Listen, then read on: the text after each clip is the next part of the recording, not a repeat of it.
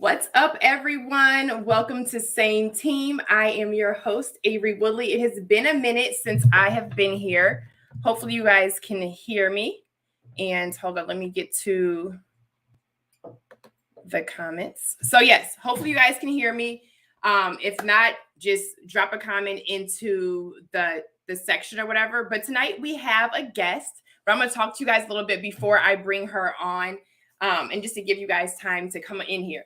So it's March. It's Women's Month, right? It's all about women, and we're seeing a lot of things as usual. We have the self-care, the self-love, the female empowerment. But I am all about accountability. I'm all about healing. I am all about bettering ourselves as women, okay? And especially, for men as well, but I'm a woman, right? So I'm speaking to the women. Me personally, I've shared a lot of my story with you guys, and I have talked to you guys about my healing journey and how I came to sit myself down and look in the mirror. And I am big on accountability. So instead of doing what a lot of people are doing for Women's Month, I wanted to focus on the healing aspect, right? Something to free us, something to make us better for ourselves, but also so we can have healthy, loving relationships. We see a lot of stuff now about, manifesting this, manifesting that, say Sierra's prayer to get a husband. But like the guest that I'm bringing on, she is big on you have to become what you want to attract, okay? You have to become what you want to attract, and you have to put the work in. You have to do the work. And her name is Alexi. She is known as the Empress Collective on TikTok. And I actually earlier put one of her videos, a clip of one of her videos on as a YouTube short on my page, okay? So you guys can see that, but she's going to be touching on a few things, and we're just going to have a great conversation that we love, that obviously me and her would love to have. We do both get criticism from a lot of people, okay? So I had people reach out. They're like, you have to have her on. She gets a lot of criticism from women, but her voice and what she does is absolutely amazing. So that's why we are on here. And hold on, I'm going to turn my ringer off, you guys. My ringer is on. All right, so I'm going to go ahead and bring Alexi in. She's going to give a little bit of her background. She is a relationship coach. She works on spiritual healing. She works with women. She does a ton of stuff. She is gorgeous. She is well-spoken. She has a lot of insight. And yeah, we're going to get into it. And I also like the fact, like I said, I like the fact that she speaks on things that bring a little, bring her like a little heat, right? Because she talks to women, she talks to men, but she says things that she gets some smoke for, right? Because it's the truth. And a lot of times as women, let's just be honest, we don't want to hear the truth at all. We clam up. I do it. I do it myself. I tense up. We shut down. We do not listen. Okay. We do not listen. So I'm going to bring her on. We're going to get into it. I am going to add her now. Hello. Hi. How are you? I'm good. How are you? Oh, guys, you're gorgeous. Thanks for coming on. Thank you. Thank you for that amazing introduction. I know you're my first guest back in.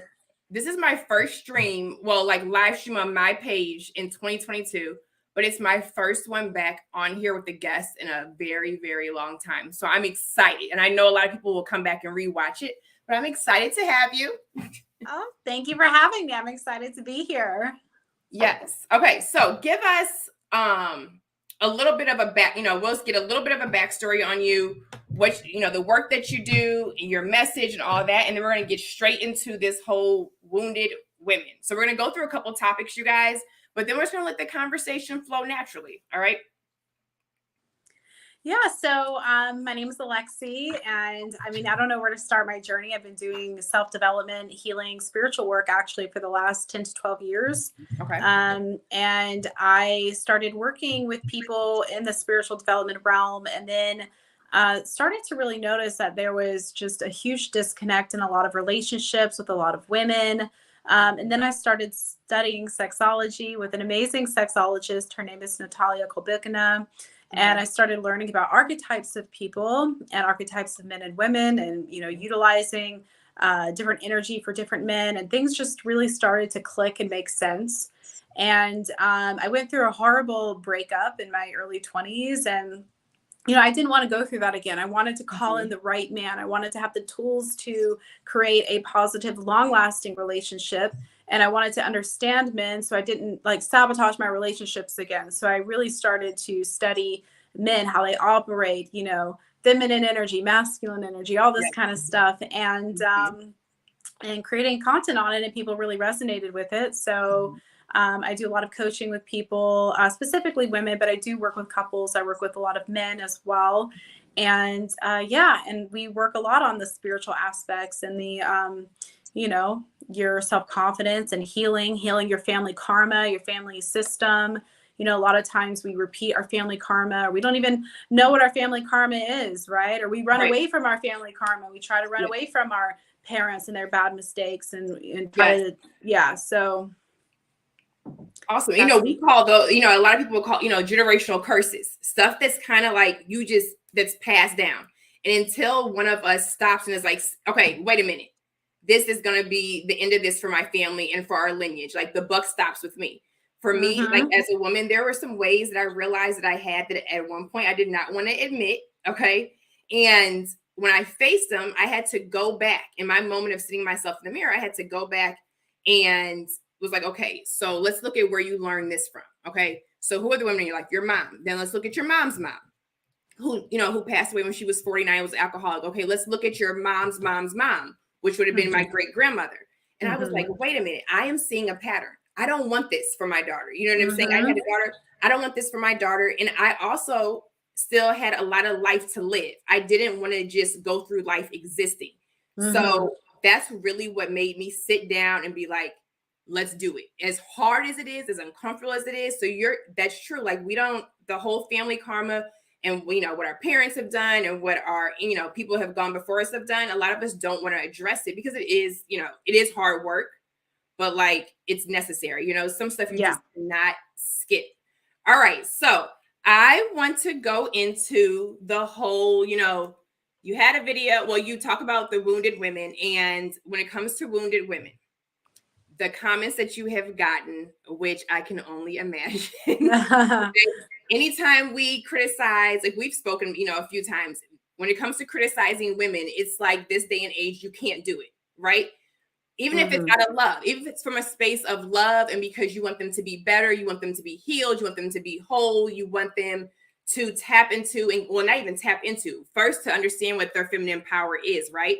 And to connect to it and to walk in it and to flow and not be so hard and rigid. So I know you get a lot of criticism, and I am completely in alignment with a lot, like almost everything that you say, when it comes to wounded women and the whole bitterness, right? When we tell women that they're bitter, or we say bitter women, like when I'm on here, they're like, oh, how dare you? You've gone against the sisterhood.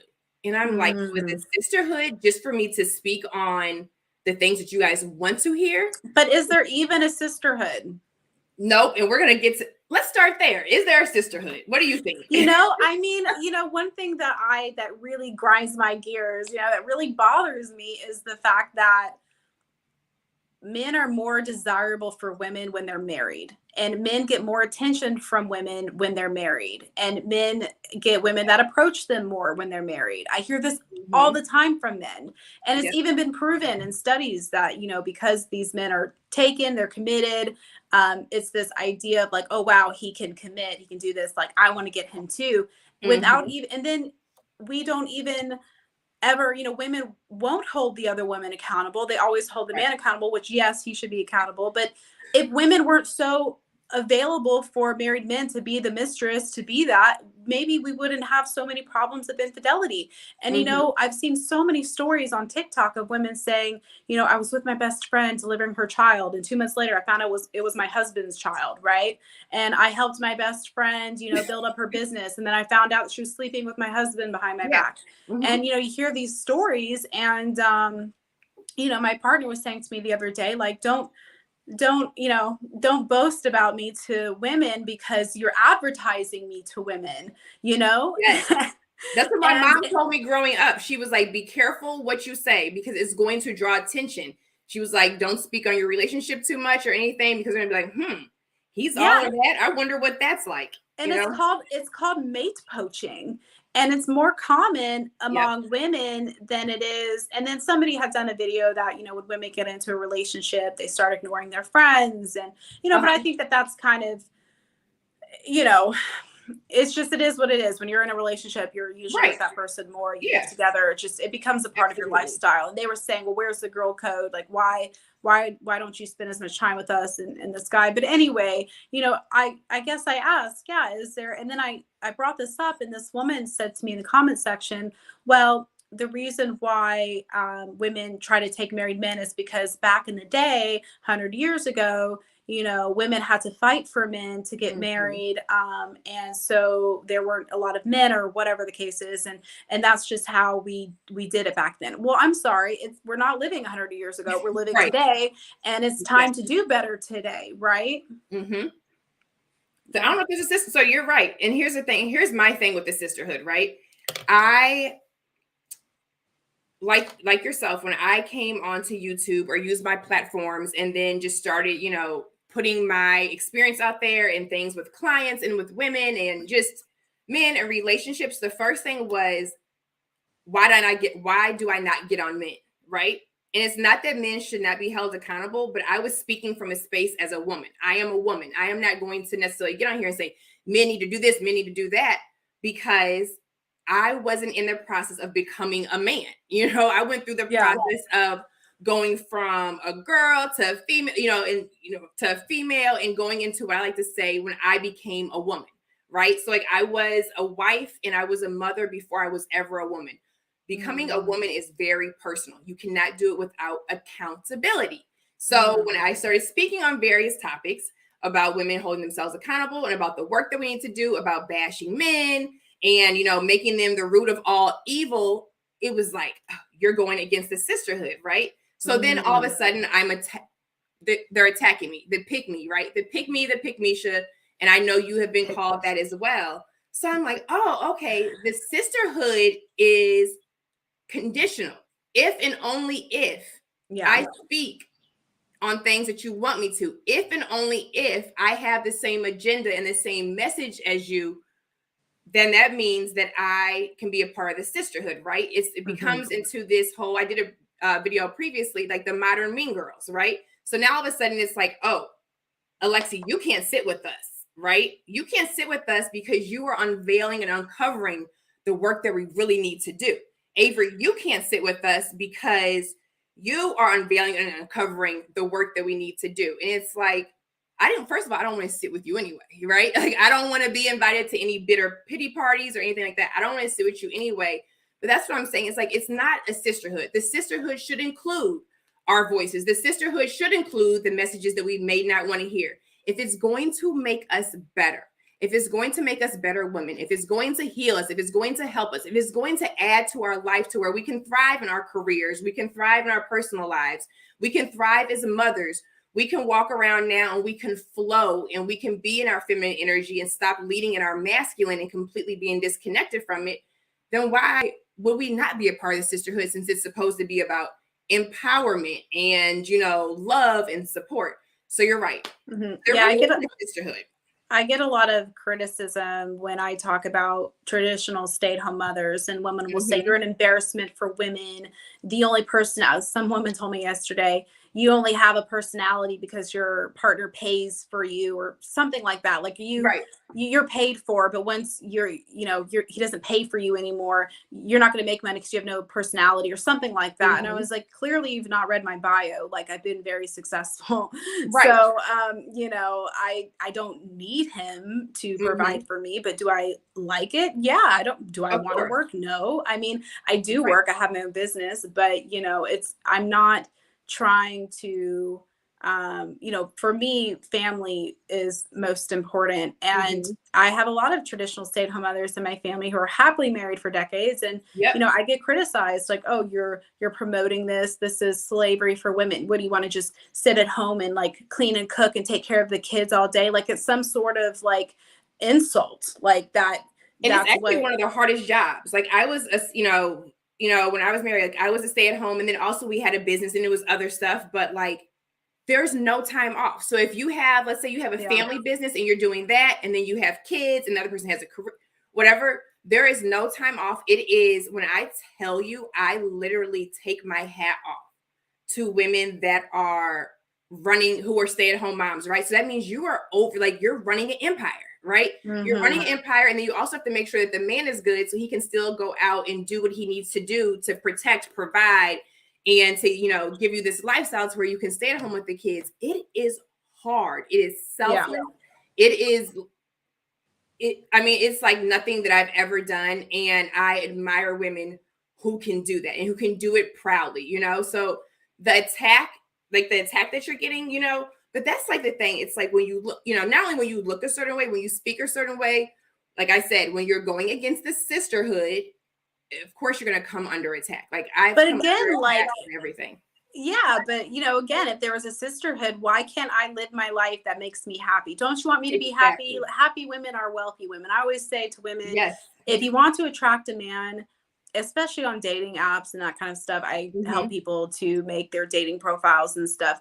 Be a happy woman, smile, enjoy your life. You know, people are like, how do I become feminine? Stop being so damn anxious. Stop being in your head so much. Like, enjoy, smile, be approachable, be likable, you know, not, I mean, likable can kind of be a double-edged sword, but, you know, like, live in your own truth and be at peace with who you are and be happy with who you are.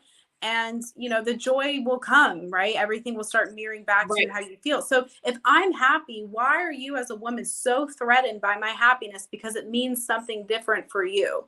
If your happiness is working, great. Go run the world. Go be a politician. Go be the first president. If that's what you want to do and you're good at it and that's your mission, I support you, right? I'm not going to sit there and say, like, how dare her? Like, you know, she should be a stay-at-home mom. You know, I wouldn't do that. Right. But it seems to be that the career women are the ones that drag the stay-at-home moms. And then they'll be like, well, you women think that, like, only happiness comes from children and you want everybody to have kids. I don't know any woman who says you should have children. Women don't do that to other women. Like, I definitely we don't shame women for not having kids. People who have kids, women who have children, get shamed. When I tell people how many kids my partner and I want to have, like, you know, it's like, oh my God, you want to do that, you know, like, but, you know, I don't ever tell a woman, oh, you don't want to have kids. What's wrong with you? You know, it's like, it seems to be the other way around. They're the bully, you know, they're the mean girls. They are the mean girls. And because we're speaking our truth and we're, like I said, we're shedding light on some things that need to be uncovered, then it's like, oh, you're the mean girl. No, we're not the mean girls. We're just speaking the facts, right? Like, we're telling our truth, you know, we're telling our truth, but we're speaking the truth.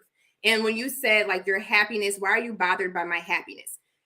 I have a whole thing that so many women are bothered by other women's happiness, and they are bothered by the healing. Okay. And this is when I'm about to take us into the whole wounded women.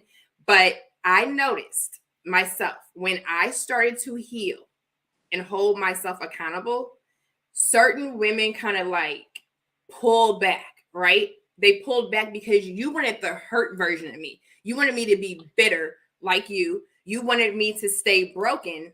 And it's like, my healing bothered you. My healing, you know, and my happiness bothered you. And I think another reason is because it shows them the work that they need to do. And they're like, oh no. And they want to run from it, because you will have people that are bothered by your healing. So when it comes to wounded women and when it comes to bitter women, I'm just going to let you start flowing in on that. But you did, like I said, you did have the video, which I posted, about women needing to do some work, because you are, you know, you have to become what you attract, or you are what you attract. If you're hurt, if you're bitter, you're going to attract certain, you know, certain things. But let's talk about this, you know, let's talk about this. I'm just going to let you go.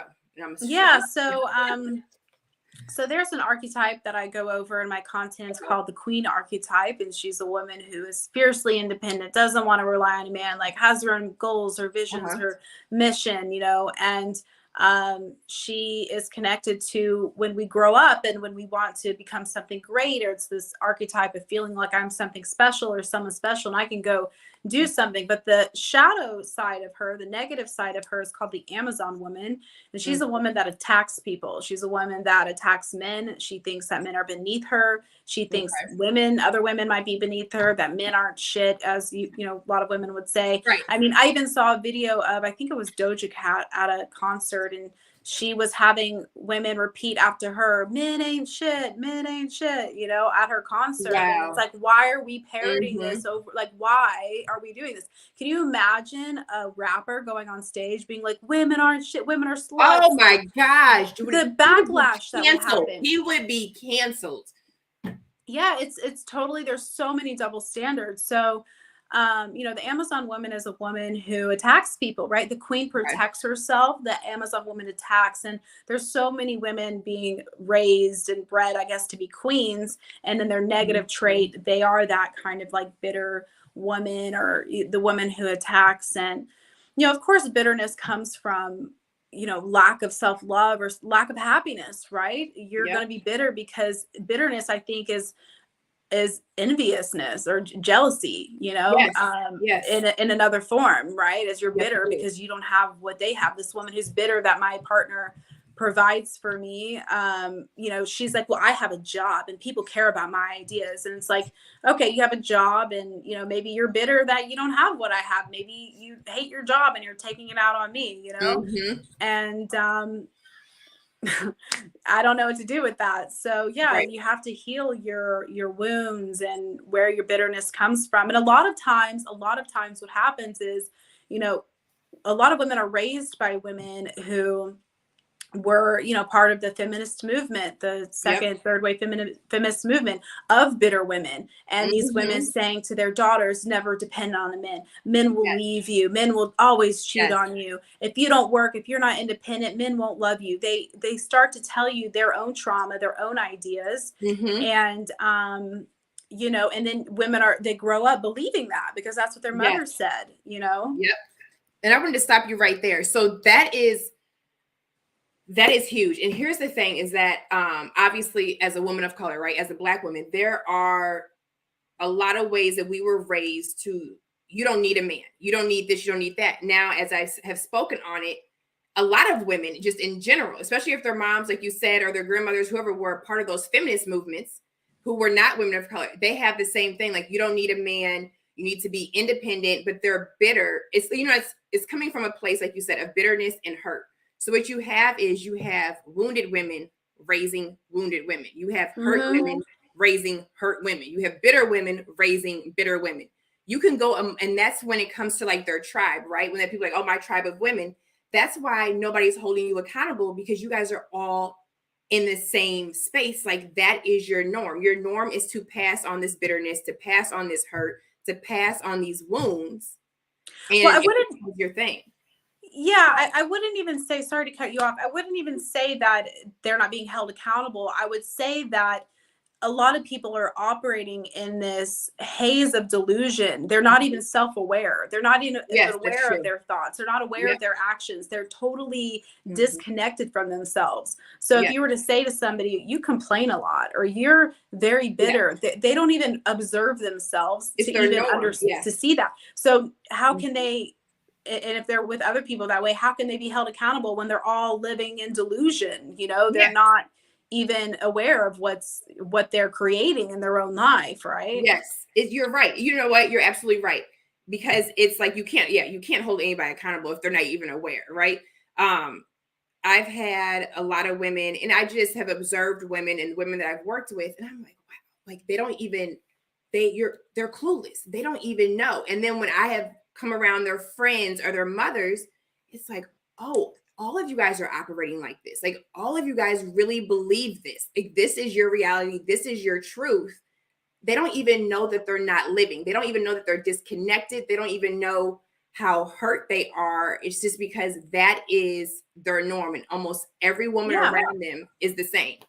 I have a woman that I know who, every time I call her, she's sick, she's got allergies, someone's died in her life. Like, there's always like a funeral going on in her life. And it's like, and I said to her once, every time I call you, you're sick. Every time I call you, like, there's some sort of tragedy. And she was like, huh?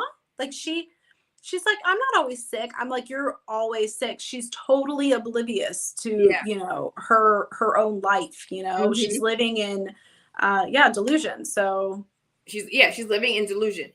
When it comes to, how do I put it? Like, you know, so like we said, a lot of these women are, you know, are hurt or bitter and everything like that. And they have these wounds that they're not even aware of, right? Before they can hold themselves accountable or before they can face anything, they have to realize, like, wait a minute, like, I am this way. But how do you suggest, like, what would you tell women? Like, so some of the clients that you've had, right? How do you get them to even realize, or do they come to you and they're like, wait a minute, something's not right? You know what I'm saying? Like, something's not right. The way I'm operating, the way I'm moving, the way I'm seeing things. Are they kind of already there, like kind of teetering? Yeah, Then I think out? when people, I think most of the time when people call me, they kind of have a little bit of an awareness that they're the common denominator of all their problems, right? I've only had one instance in the 10 years of coaching I've done where a woman, she was a narcissist and she was such a headache to deal with, and it was Women can be always her ex's fault, narcissists? everybody else's fault. Right. You know, she'd call me to yell about these people, and I try to give her input, and she would cut me off and continue yelling. And I said, lady, do you want my help or not? If you have it all figured out, then please stop calling me. I don't need your money. I'm happy to help you. But any case, in the other instances, people will call me and they'll tell me about their issues and their relationship patterns and problems, and why do I have this in my life? And I always go back to childhood. And I had one lady who contacted me who she'd been in therapy for like 15 years.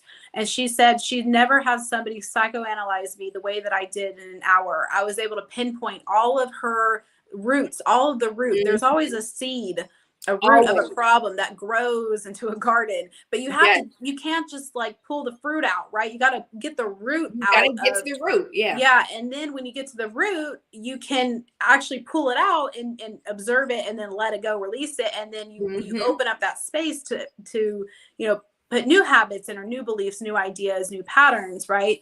So I help people identify, you know, where they have possibly created a situation in their life that has been, you know, the way, you know, or attracting in certain men. And I'm not saying here that like men aren't to blame, because, you know, sure, there's bad men out there, there's bad women out there too. Right.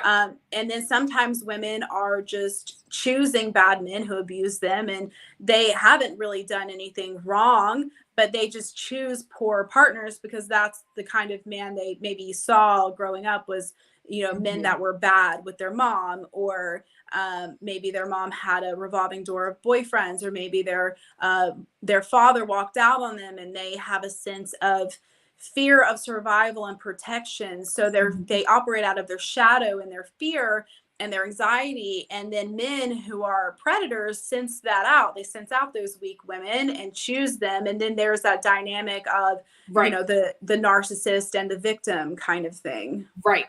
Right. And I'm glad you said that, because like you said, like women, you will have a lot of women. I know a lot of women who choose these types of men. And then, you know, something happens and then it's like, oh, it's his fault.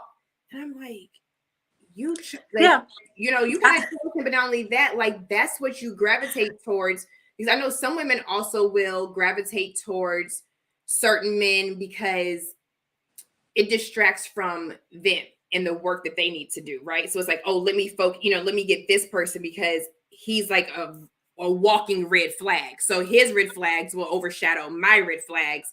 And, you know, it's all going to be on him. And I can kind of like hide in the corner and nobody's going to focus on like me because, like, oh, I'm the innocent one, you know? Yeah, well, it's like an addiction or a coping mechanism. You know, you go and find a project, or you go and you seek something to fill a void. And so you don't have to actually like feel the pain that you're feeling, or you feel like being in a relationship will help you heal that wound or something like that. Yeah. Yeah. Okay. So I'm gonna go back to this. So when it comes to wounded women and women who are bitter and women who haven't done the work, like you talked about childhood, whether it was their father. So let's go back to, you know, that. So it could have been their father, or it could have been from a personal experience as far as a romantic relationship that went wrong. And now they're, you know, they're back out, they're on the market. I'm talking about the women who don't want to do the work, right? And I also feel, and I'm going to ask your opinion on this, that, you know, the world we live in, right? culture, media, pop culture, artists, songs don't really support, some of them do, but the majority of them don't support women healing, don't support women like taking a step back and looking in themselves. It's kind of like, yes, keep, you know what I'm saying? Like we kind of play into the antics. Yes, keep going because it's not you, it's him, that type of thing. Do you think that that is also a reason why a lot of women are completely oblivious to the fact that they're even wounded is because we have social media, we have pop culture, we have entertainers around us who are doing, like you said, like what Doja Cat did, like men ain't shit, like repeat after me and say this. Do you think that's also kind of helping promote and push the wounded women movement or whatever, so to speak? Yeah, I mean, I would say it's female empowerment, or like it's, I don't know if I can call it the wounded women disguised as female empowerment, right? It's like this, this idea that, we've always been oppressed by men. So now we have to dominate them and attack them and put them down so we can be in control.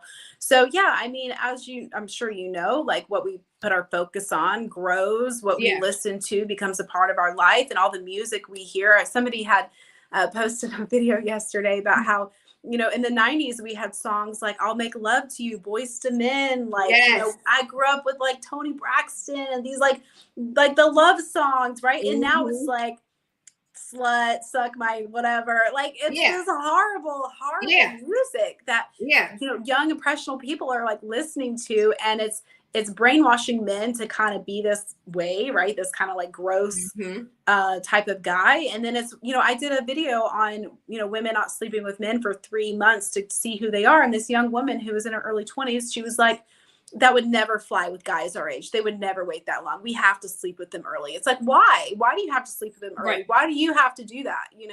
And so, I think a lot of the pop culture is brainwashing women and even men. And even what's dangerous is like the manager archetype I talk about, the shadow of him is like, he's the guy that he's the feminist, he's the nice guy, right? But a lot of times these men prey on women too. They pretend to be this nice guy, they're in on the cause, and yet they're sleeping with all the women. So I think that, I can't remember what your original question was, but I do think that it is detrimental.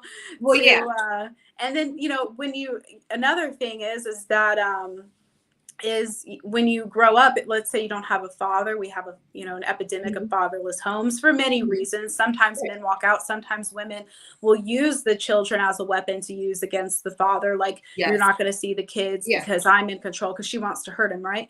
So let's say a woman grows up without a father. So she's in her wounded girl energy, the girl archetype. So she has almost like a fear of depending on anyone. She can't trust men to do things for her. So she becomes like a man herself. So she becomes that queen, and then she becomes like man. And what happens is that she ends up attracting in weak men who use her. And a lot of times these men will use the woman financially. She'll attract in men who can't make their own money, and they'll see that she's this queen boss babe. And because masculine, I guess, provider men don't want to deal with women who behave like the queen, because she's too bossy, she's too dominant, she's too competitive. We're just gonna skip into that in a second, but make a note. Okay, keep going. She's too competitive, she's too argumentative. It's my way or the highway. I want the control, I want the power. And if you're dealing with a masculine man, you have to decide in a relationship, are you the feminine or are you the masculine? Sometimes the women are the masculine and the man is the feminine. And I've seen dynamics like that work really well. Right. So you have to decide, right? And then these men that are the masculine dominant, they don't want to deal with dominant masculine bossy boss babe type women because they're difficult. They're a headache for them. So so what's left are the men that are more submissive, which sometimes this can work for these kinds of women, but a lot of times she might cheat on him with a more dominant man who will use her for sex. But she turns these men off because she becomes, like I mentioned, like a man herself, and then she'll attract in the shadow if she's in the Amazon. Because if you're operating in your shadow, you will attract in people who are in their shadow. So if you're in the Amazon woman, you're going to attract in a manager archetype in his shadow. He's a gigolo. He's a man that uses a woman financially. And this is actually a very common dynamic I've seen in my coaching clients. Probably more so I've seen that than women that are actually with providers or with men who provide and abuse them. I've actually not had any clients in that kind of situation. Well, actually one, but you know, just somebody not abusive, but somebody who's more controlling. But you know, and then they ask, why can't I find a dominant man? Well, it's because you're behaving like a dominant man. Exactly. You know? And if they do that, he doesn't want to, like, that's not going to help him. He can't. That energy, it's like it's opposing forces. It's like, but it comes from childhood, from not having a father and not feeling the protection and care. So they, you know, so that's why you have to go again back into, because we're programmed between the ages of 0 to 7. We're, you know, our subconscious mind really soaks in the conversations around us, what's happening around us, what our parents are telling us. And that becomes the foundation of your belief systems, your behaviors, and the kind of people that you are surrounded by. So yeah, you know, that's why we have to really look deep into, you know, how we're raised and what we were taught as kids. Yeah. When you talked about, you know, I want to go back to this, the dominant, you know, the woman who is operating in her masculine, the dominant masculine type of energy. And then, you know, a lot the boss babes, right? What we're calling now the boss babe, independent. I don't need a man or whatever. And then you'll see these posts, and I'm sure you've seen them on TikTok. They're on Instagram, like, you know, a man needs to come to my level. If I'm this, I'm that. These are my qualifications. This is what I do. Men need to step up. And it's like, and he has to make this much, and he has to do this. And I'm like, these men, like you said, they will sleep with you, but they can't be in a relationship with you. They cannot be in a healthy relationship with you. But that's what they want. And they don't, you know, and I've told women, like, I know some women who, you know, let's say for their careers, right? They do have to sometimes lead in their masculine. But they have perfected, and they've had to do a lot of work. Like they said, no, I had to put in a lot of work, and I've worked with some, how to be able to turn that off, you know, how to be able to disconnect from that. And when you go home, before you, you know, hit the garage door button or you enter the, you know, touch the keypad, it's like, okay, because my husband is in here, my partner, my boyfriend, or whatever. Now it's time for me, when I walk through this door, to walk in and lead in my feminine, so we can, you know, have this healthy relationship, so we can have, you know, the balance that we need, to where I have the space that I need to be a woman, but it also gives that man who is in his, you know, who is operating in his masculine, it gives him the space that he needs to be the man. But a lot of women don't, like you said, like a lot of people aren't aware of certain stuff. So a lot of them don't even know what feminine, you know, is, what feminine energy is, or how to, or don't even know that they're leading in their masculine, because that's what's being pushed. The whole boss babe, you know, independent, I got it, I can do it on my own, I will never need anybody, and men need to level up, you know, type of thing. Yeah, I mean, so I go over archetypes in my content, different archetypes of men and women. And there's the girl archetype, the lover, the queen, the mother. And the queen archetype would be a woman who's a go-getter, independent woman, boss babe, this woman, right? And a lot of women ask me, because they know that the type of dominant man they want, they don't go for these kinds of women, but they're like, what do I do? Stop working? And it's not that. It's, you can be a queen in your public life or your work life, right? Because if you're always operating in your girl energy, your innocent, naive energy, and I go over all this in my content and my workshops, so I'm not going to get into too much detail, but you know, you can get taken advantage of, you can get walked all over, you can be a doormat, right? So the queen energy exists for protection, also with work, negotiating contracts, you know, getting her worth and what she wants at a job. A lot of women don't ask for what they want. You know, this is this whole misconception. Mika Brzezinski actually wrote a book about this, who was on the Morning Joe with Joe Scarsborough many years ago, 10 years ago, she wrote this book. And she was saying that, you know, I discovered that Joe, they had the same job, was making way more money than she was. But the reason was because when he went in and got the job offer, he negotiated his price. She Yes. didn't.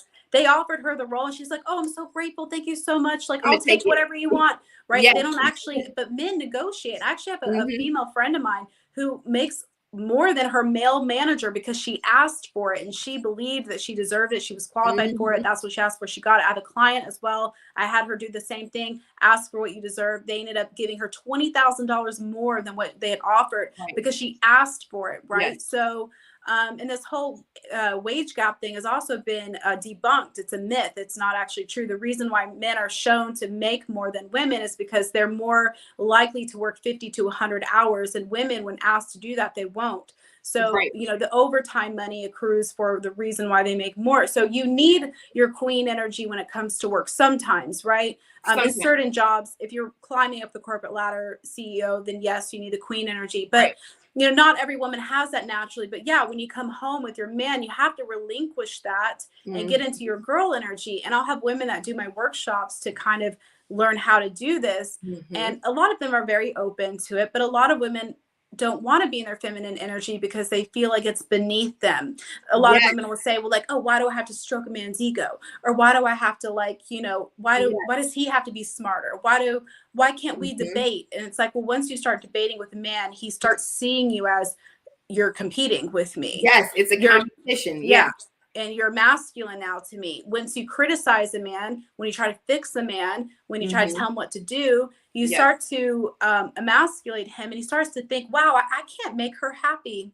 Yes. I'm not good enough for her. I can't make her. I don't know what to do. So subconsciously, you know, because men are providers, warriors, they want to, you know, be a hero to you. If you start thinking your woman thinks you're a loser, he's going to start losing attraction for you. So I'll have clients and these women are like, well, my husband doesn't do the same thing. Why are you complaining about him all the time? Are you telling him what he needs to do better? Are you criticizing him constantly?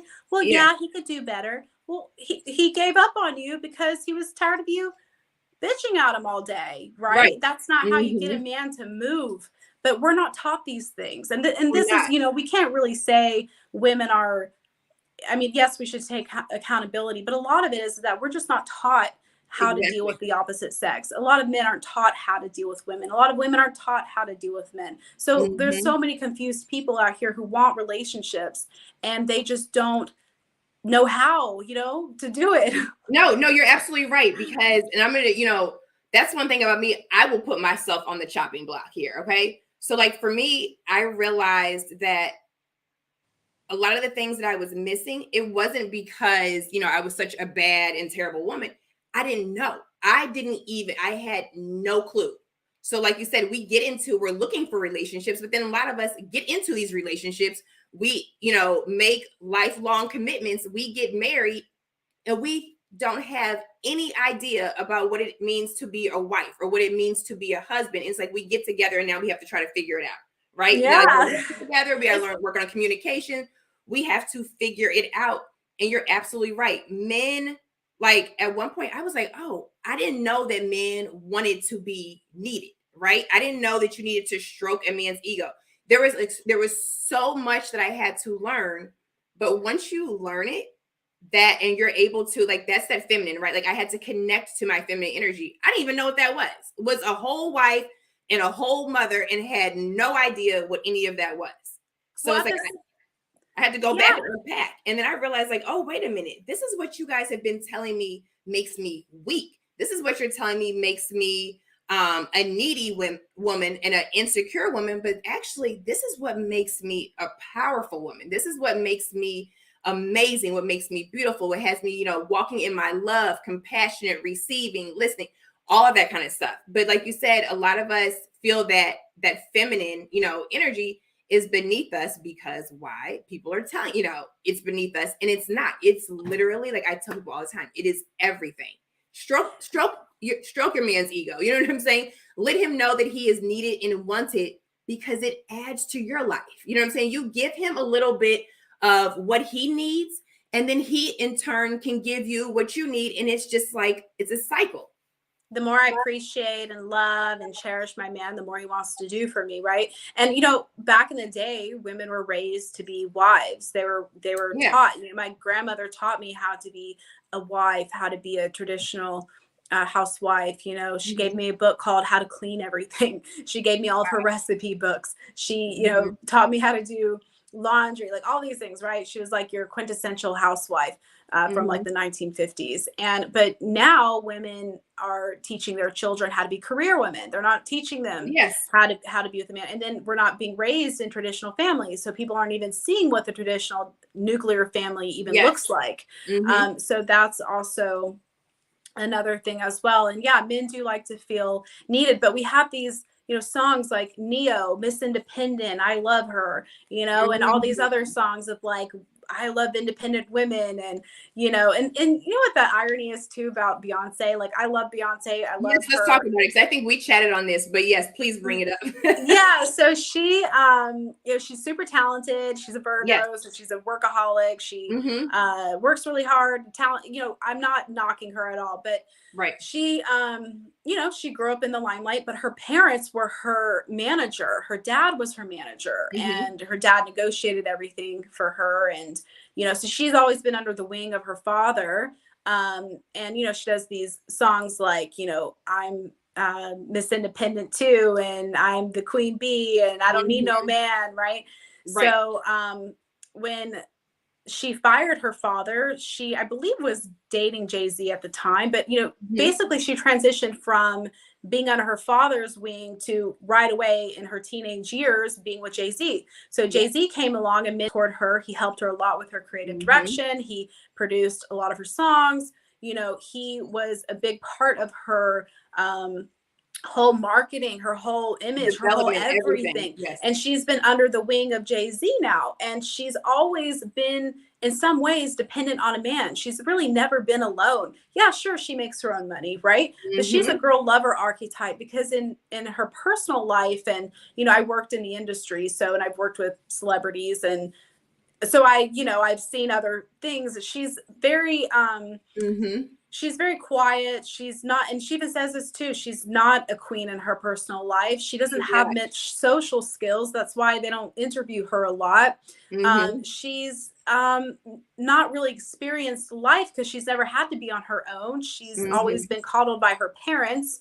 And, there's even a story that's been told that she doesn't even read her own menu. She asks her team, like, what is this? What do I order? Like, she needs people to direct her, basically. And she's not a queen in her personal life. And I'm not knocking her for this. I'm not saying she's, but it is what it is. And she sings all these songs about like, I don't need a man, I'm a queen. But she's always had a man that's helped her. And a lot of women do this. They get married to a man. So many people who have, Rent the Runway, for example, Tory Burch, for example, they married men that invested in their companies and made their companies huge, right? So, and this is also something that's not really talked about, that, a lot of these boss babes got there because their husband help pay for them to get there, because it's expensive to be a performer. It's expensive to do these kinds of things. That's why Jay-Z, he mentored Rihanna too. He funded her albums, right? So, we have this kind of idea that's planted in our heads, like, well, I need to be like Beyonce, not need a man. I need to be what Neo sings about, be Miss Independent Woman. And that's what men want. Men only like you and respect you if you're independent. If you're needy, they won't like you. If you need a man, they won't like you, and even the book Why Men Love Bitches kind of teaches this too. Once she says in the book, once a man feels like you're dependent on him in any way, like, he automatically loses interest. She says this to women, and it's a crock of shit. It's like not true. No, you are absolutely right. And that's why I'm glad you touched on the Beyonce thing, because I've had this conversation with someone before. We were on Clubhouse, and he was like, look, like, what we're putting out there, right? The music that we're putting out there, the entertainment, people are buying into it, but she's going home to her husband, right? If you see how, like you talked about, when you see how they move and how they're in sync, she is kind of like, she leans into him. She's, she's a little bit more reserved, and he, you know what I'm saying? So it's like, okay, you're listening to these lyrics and you're thinking like, yes, I'm about to be like her. but you forget that she has the whole support system. She has the provider, she has the protector, she has the man who helped push her, who helped develop her, who helped invest in her. She's selling an idea, an image. Yes. And that's a lot of what the entertainment industry is and does, because, you know, they want to destroy, not Beyonce in particular, but, you know, people, the hierarchies want to destroy the nuclear family units, because if we don't have a nuclear family unit, we're all dysfunctional. We have people living off the government, universal basic income. The government gets more control that way, right? And we're seeing this happen so much over time. And it's become a part of the agenda. Keep women independent. We want their tax dollars. You know, keep them away from men, because women are easier to manipulate, because we can be manipulated through our emotions. That's why when politicians are campaigning, they campaign for the women, because they can manipulate women easier than men. You know, men are more logical. So, you know, so women are more of a target for them. So if you have a man that's not a strong pillar in the household, and you have a kind of malleable woman, that's better for the hierarchy people. That's better for the people in charge, because they can control them easier, right? Yeah, nobody's supporting. I'm glad you said the entertainment industry, and it's like, okay, we want you all divided. You know what I'm saying? Like, this is what we want, because it's more beneficial to us. And somebody had a comment really quick about Kim K went from her brand being at Sears. Absolutely, yes, it was. Like, people are like, oh, I'm not wearing that. Like, it's here. And then after Kanye, she's doing Fendi and Balenciaga collaborations. And we know that their whole situation is touchy. But that goes to show what you were saying with the Tory Burch and some of the other ones. It's like, okay, I'm presenting this, you know, I did it on my own, but I really didn't. And that to me shows, I have talked a lot about for myself, right? I'm like, no, I need a man, right? That does not mean I am not a whole woman. What it means is I understand that when two people are paired and aligned, you can bring out the best in each other. You can push each other to new levels. It feels good to have that support system. It feels good not to do it all on your own. Why do you want to add extra stress and add an extra load to yourself, right? So if I was, let's just say I was a fashion designer, right? I don't want to do that on my own. You know what I'm saying? Like, I don't want to have to do all the business dealings and everything like that, because then when I sit down to sketch or to design, I am so depleted and I can't operate in that space, because I've been trying to manage and handle and do all this other stuff. It would feel good to have that. Delegate.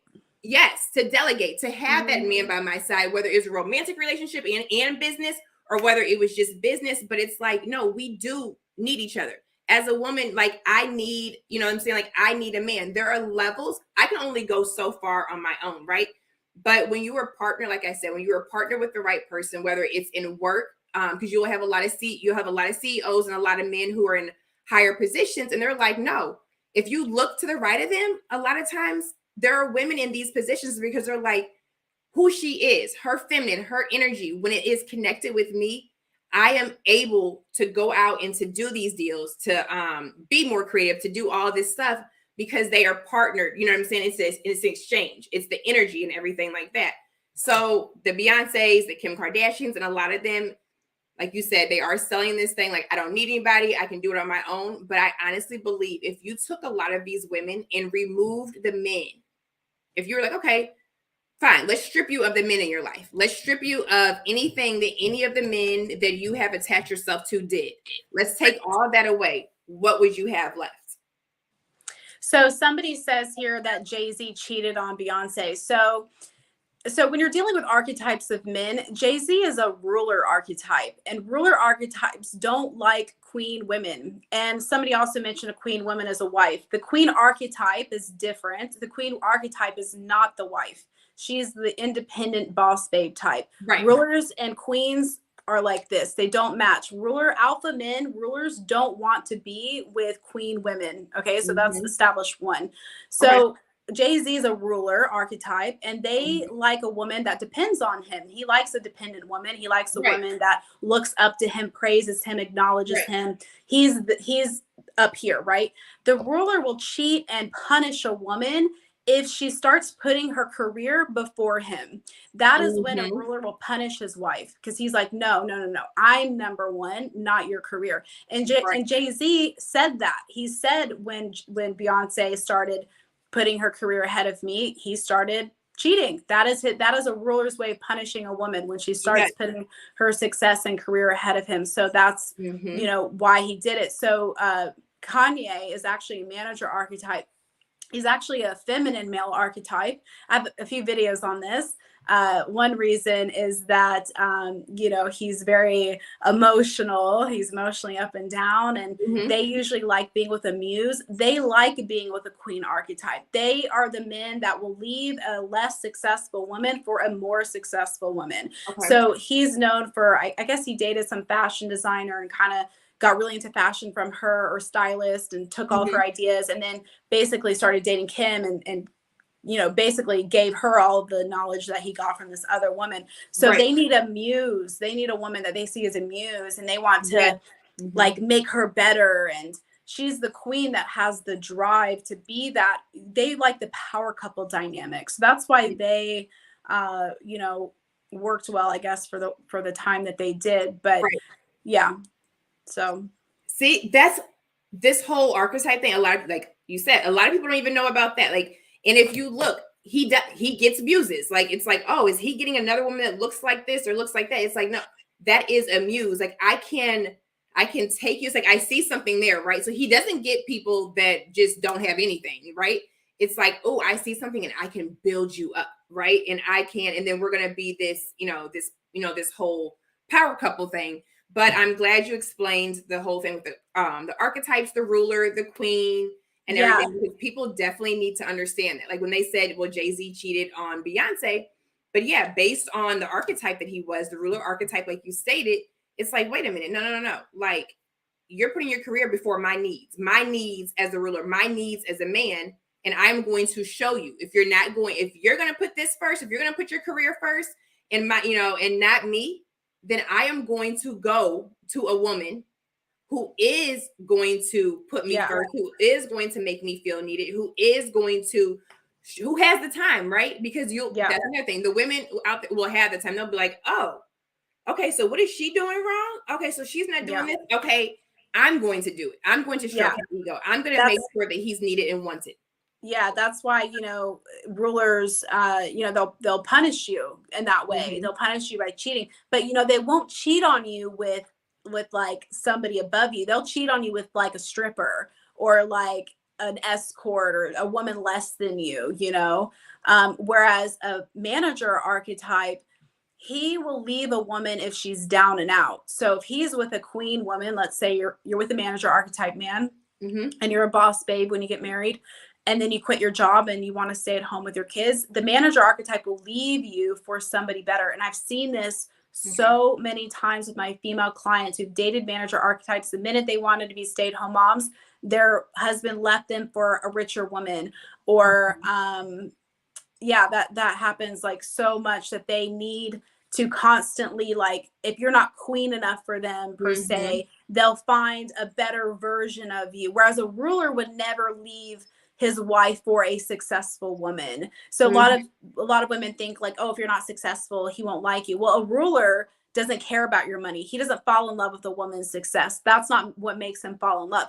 A manager archetype does fall in love with a woman based on her success. She needs to have a level of independence and something that he feels like, wow, that's my power couple dynamic. Right. No, you're absolutely right. And we had somebody really quick. I told them, I know you have more information, and what you guys, when we're about to end this stream, I will let you guys know her info. I did put her TikTok on there because obviously she has her links and how you can contact her on there, the Empress Collective. And there is a lot of work out there on archetypes. She does an amazing job of breaking it down. It's kind of like, oh, aha. It's like, wait a minute. That's what that is. And it makes sense because it's, it's right. It's absolutely right. And I don't know why somebody is calling me on my live stream, but yes. Oh yes, this is one of the people. Oh, this is who told me that I needed to. We're gonna take a little break real fast. I'm gonna give a shout out.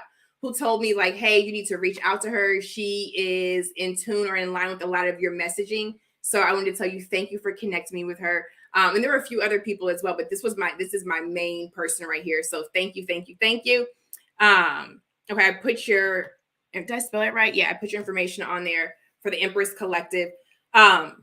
So we're gonna go on really quick to you guys. I wanted to talk about the hyper independent, right? Like, I got everything on my own. You made a TikTok video basically saying, I don't know if you were moving furniture, so don't get me, I don't want to, misquote you, but basically you were doing something and somebody was kind of like, hey, like, reach out to a man. This person can do it. I've done that, right? I'm like, oh no, I got it. And it's like, yeah, you have it, but you shouldn't have to. Oh, I know what you're talking about. I was moving. Yeah, I was with a friend of mine and I was traveling. I was visiting and I had like this really heavy piece of luggage. I mean, it was like 90 pounds. Right. And I was trying to move it all. And she was like, there's men inside who can help you. Right. Why don't you ask one of the guys for help? And I said, no, it's okay. I got it. She said, just because you can do it doesn't mean that you should do it, And yes. Men are built to be strong and they like to, they love it when you come over and you're like, can you help me, please? I can't lift this.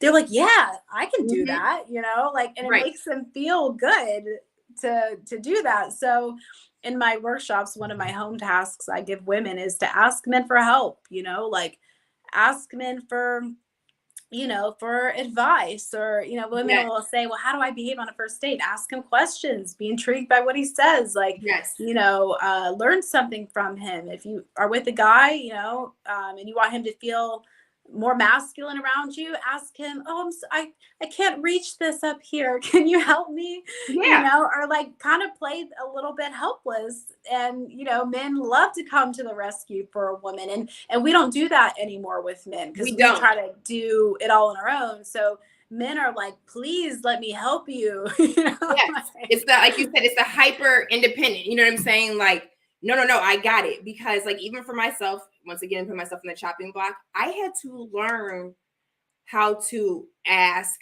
a man for help. You know what I'm saying? I also had to learn how to practice not being so like, even if it's something as simple as, and I said this on another live stream, simple as, reaching for the door, like I used to be like, Avery, put your hands down. Like, we know you can open the door, obviously. You know what I'm saying? Like, you're an adult, you're healthy, you have your limbs, they're functioning. We know you can open the door. You don't have to go prove to a man, no, I got the door. You know what I'm saying? Like, and it was uncomfortable at first. And this is years back. It was very uncomfortable because it's like, we feel like we have to prove, no, oh no, I got the bill. You know what I'm saying? No, I can do this, I can do that. And it's like, just stop. Just stop and just be. But as adults, as adult women, it's like, we have to practice. I've had some women like, they didn't even know. I'm like, practice it. Practice it. You have to practice, like you said, at the grocery store. Hey, can you reach this? You know what I'm saying? Hey, can you do this? Or if it's moving furniture, or if it's taking the trash out. Even with my boys, like I've told them, so I will let the trash, and not like in a gross way, right? But like I will let the trash pile up to an extent, because I used to just automatically go and take it out and take out the, the boxes, or if packages came, break down everything, put in the recycling bin. And I'm like, no, because they're watching. Even if I don't think that they're watching, they're coming into the house and they see everything, certain things like that being handled. Then as they grow up and as they become men, you know what I'm saying? Even if their dads have them do it, but in this space, when they see a woman doing it, no. You know what I'm saying? And yes, they have their fathers and they have coaches and they have their grandfather. But with me, I have fallen back on certain things around the house that they, that's age appropriate, that they can handle. So like I said, I'll let the trash pile up and I will walk past it.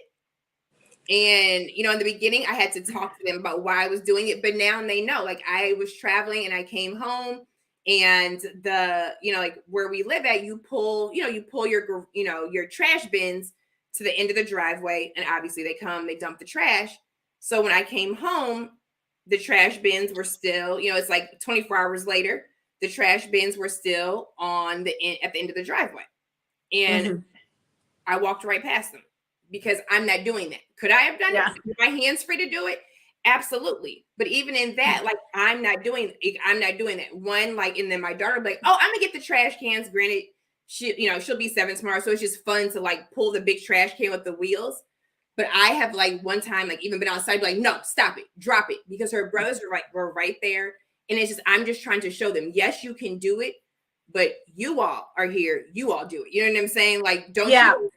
And then she'll make her brothers, if we're cooking, she'll be like, I'm gonna set the table. She will make her brothers a plate. And I've seen, you know, and people are like, you let her make her brother's plate, you know, as best as she can.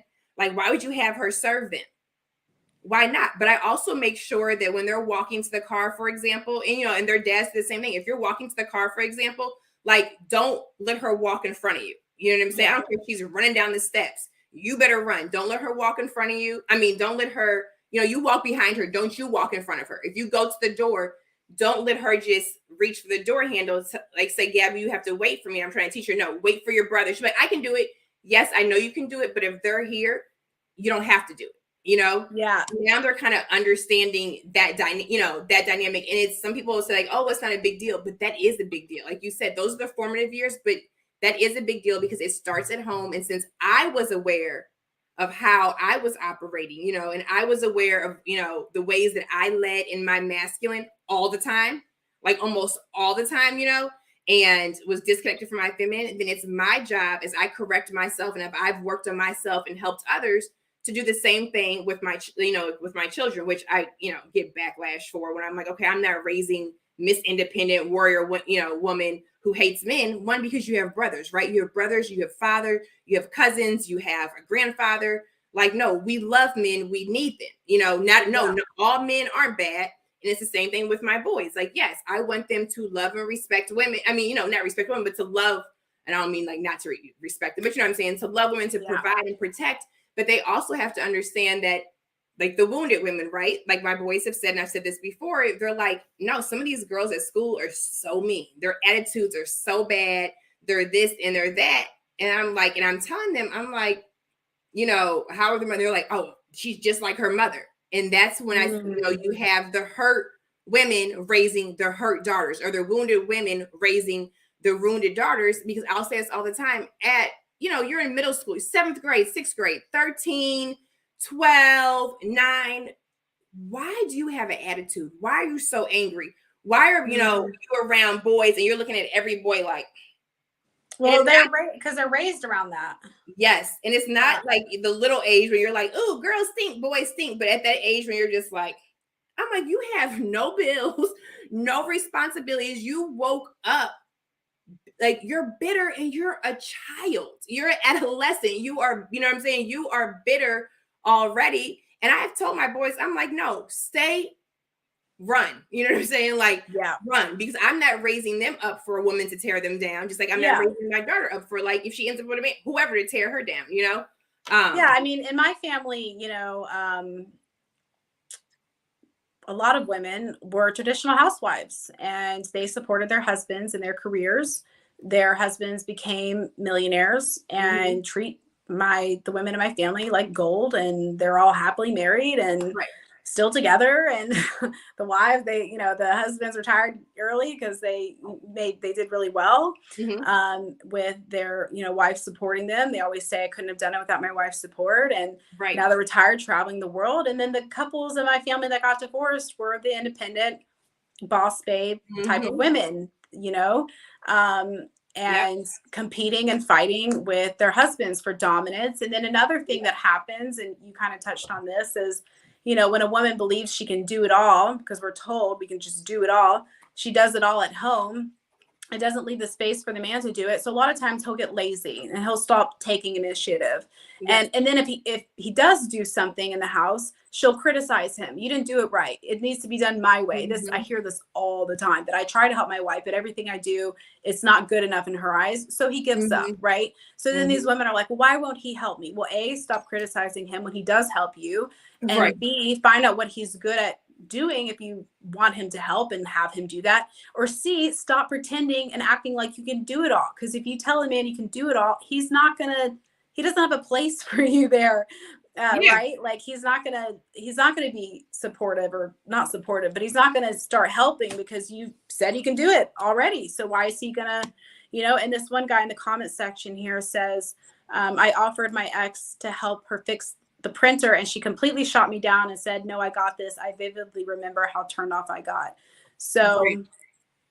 yeah, so sometimes women, they not sometimes, a lot of women, they want more support from their husbands, and Mhm. they want to, they want to have a man that does more for them at home. And I say, well, when they come to me, I say, well, do you tell him he can do it all, be it all, and all that kind of stuff? Did you take charge in the relationship from day one? Did you Yep. plan the dates? Did you plan everything? Did you set everything up? Did you steer the ship in the relationship? Well, yeah. Well, Mhm. then you're already being you're the masculine in the relationship. He's the feminine. He's not going to Yes. stand up as the masculine because you've assumed that role in that relationship. Yep. So if you want to assume the role of the feminine, you have to relinquish your control and Yes. your dominance over that man and allow him to step up in his leadership and trust him. The most important thing for a man is to feel trusted by his woman. He Yes. needs to feel trusted by his woman. And so trust your man that he's capable of leading. Stop questioning him. Stop doubting him. Mhm. Stop trying to fix him, lift Yep. him up and say, you got this. You don't need my help. You got this. Women will say, how can I help my man? Don't help him. Allow Yeah. him to do what he needs to do and just support him. Give him you give him that space. You know what I'm saying? Give him that space. I have been in situations where, and if you listen, like a lot of times the men will tell us, right? So if at first we're like, oh no, I got this. They're like, well, you never asked for help. And I remember at one point I was in a situation where I was like, well, you never helped me. And he was like, because you never asked. You always told me that you didn't, that you didn't need my help. You handled everything. I got it. I got it. I got it. And so now it's like I want you to like become deprogrammed, because now you know what I'm saying? And it's crazy that we do that, but a lot of times, like I said, men will kind of tell us, you know what I'm saying? Like if we're picking on them or we're doing this, they're like, hey, it's because of X, Y, and Z. But they will. Like if they don't feel needed, it's kind of like, why am I here? You know what I'm saying? Yeah. Why am I here?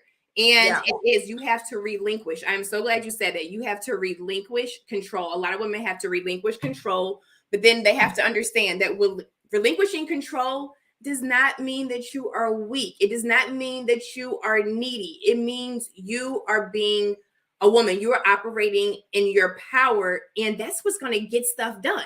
You know what I'm saying? Like if people look around at a lot history and a lot of things, the feminine energy in women are that is needed because it gets stuff done. When men are connected to that, they're like, oh, what else do you need me to do? You know what I'm saying? It can be stuff that you've been asking them to do forever, and it's like, okay, I did this, and you're sitting back like, because you're giving him that back up. Take your foot off his neck, let him breathe. You know what I'm saying?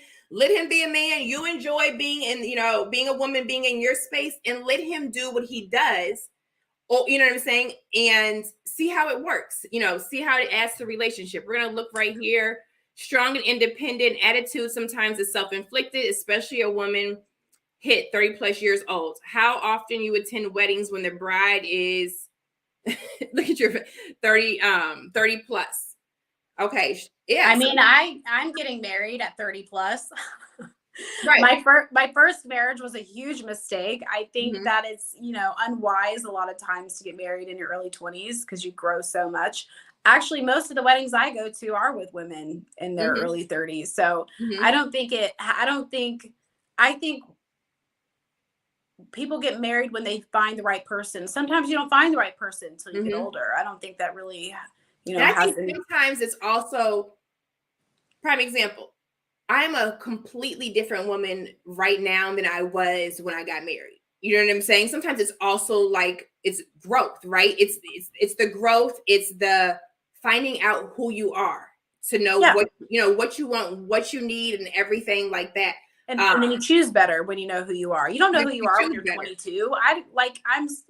I'm such a different person now than I was back then. And my partner now would have never probably married me at 20 when I was 22, and how I behaved then versus now, right? And I probably, honestly, I don't even know if I would have chosen him because he's very lovely. He's amazing. But back then I chose like party guy, playboy types, and my partner's not that way at all. So, and I thank God for him. He's such an amazing man. But, I'm so happy that I waited until I met him. And then somebody else also here says that at the end of the day, if the woman is complaining about the man she's with, he wasn't the man she ultimately wanted to end up with. I actually disagree. I know sometimes we're just addicted to complaining, right?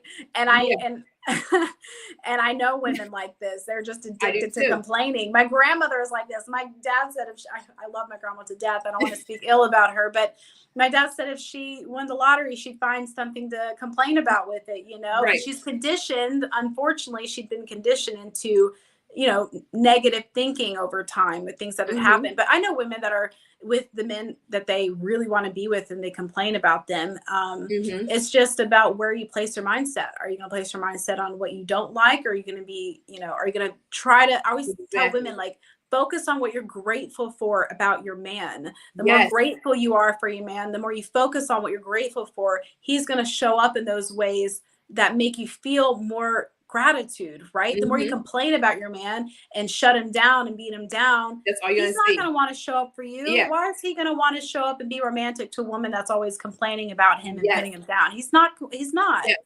Yes. I'm glad. I'm glad you said that, because you do. Like I also have run into some women who, like I said, it's not the guy. Some of them are complainers, but then also some of them have this mindset based on whether it's personal experience, the women in their family, their upbringing, pop culture, media, whatever. They have this thing that it's kind of like, I'm the woman, men owe us, right?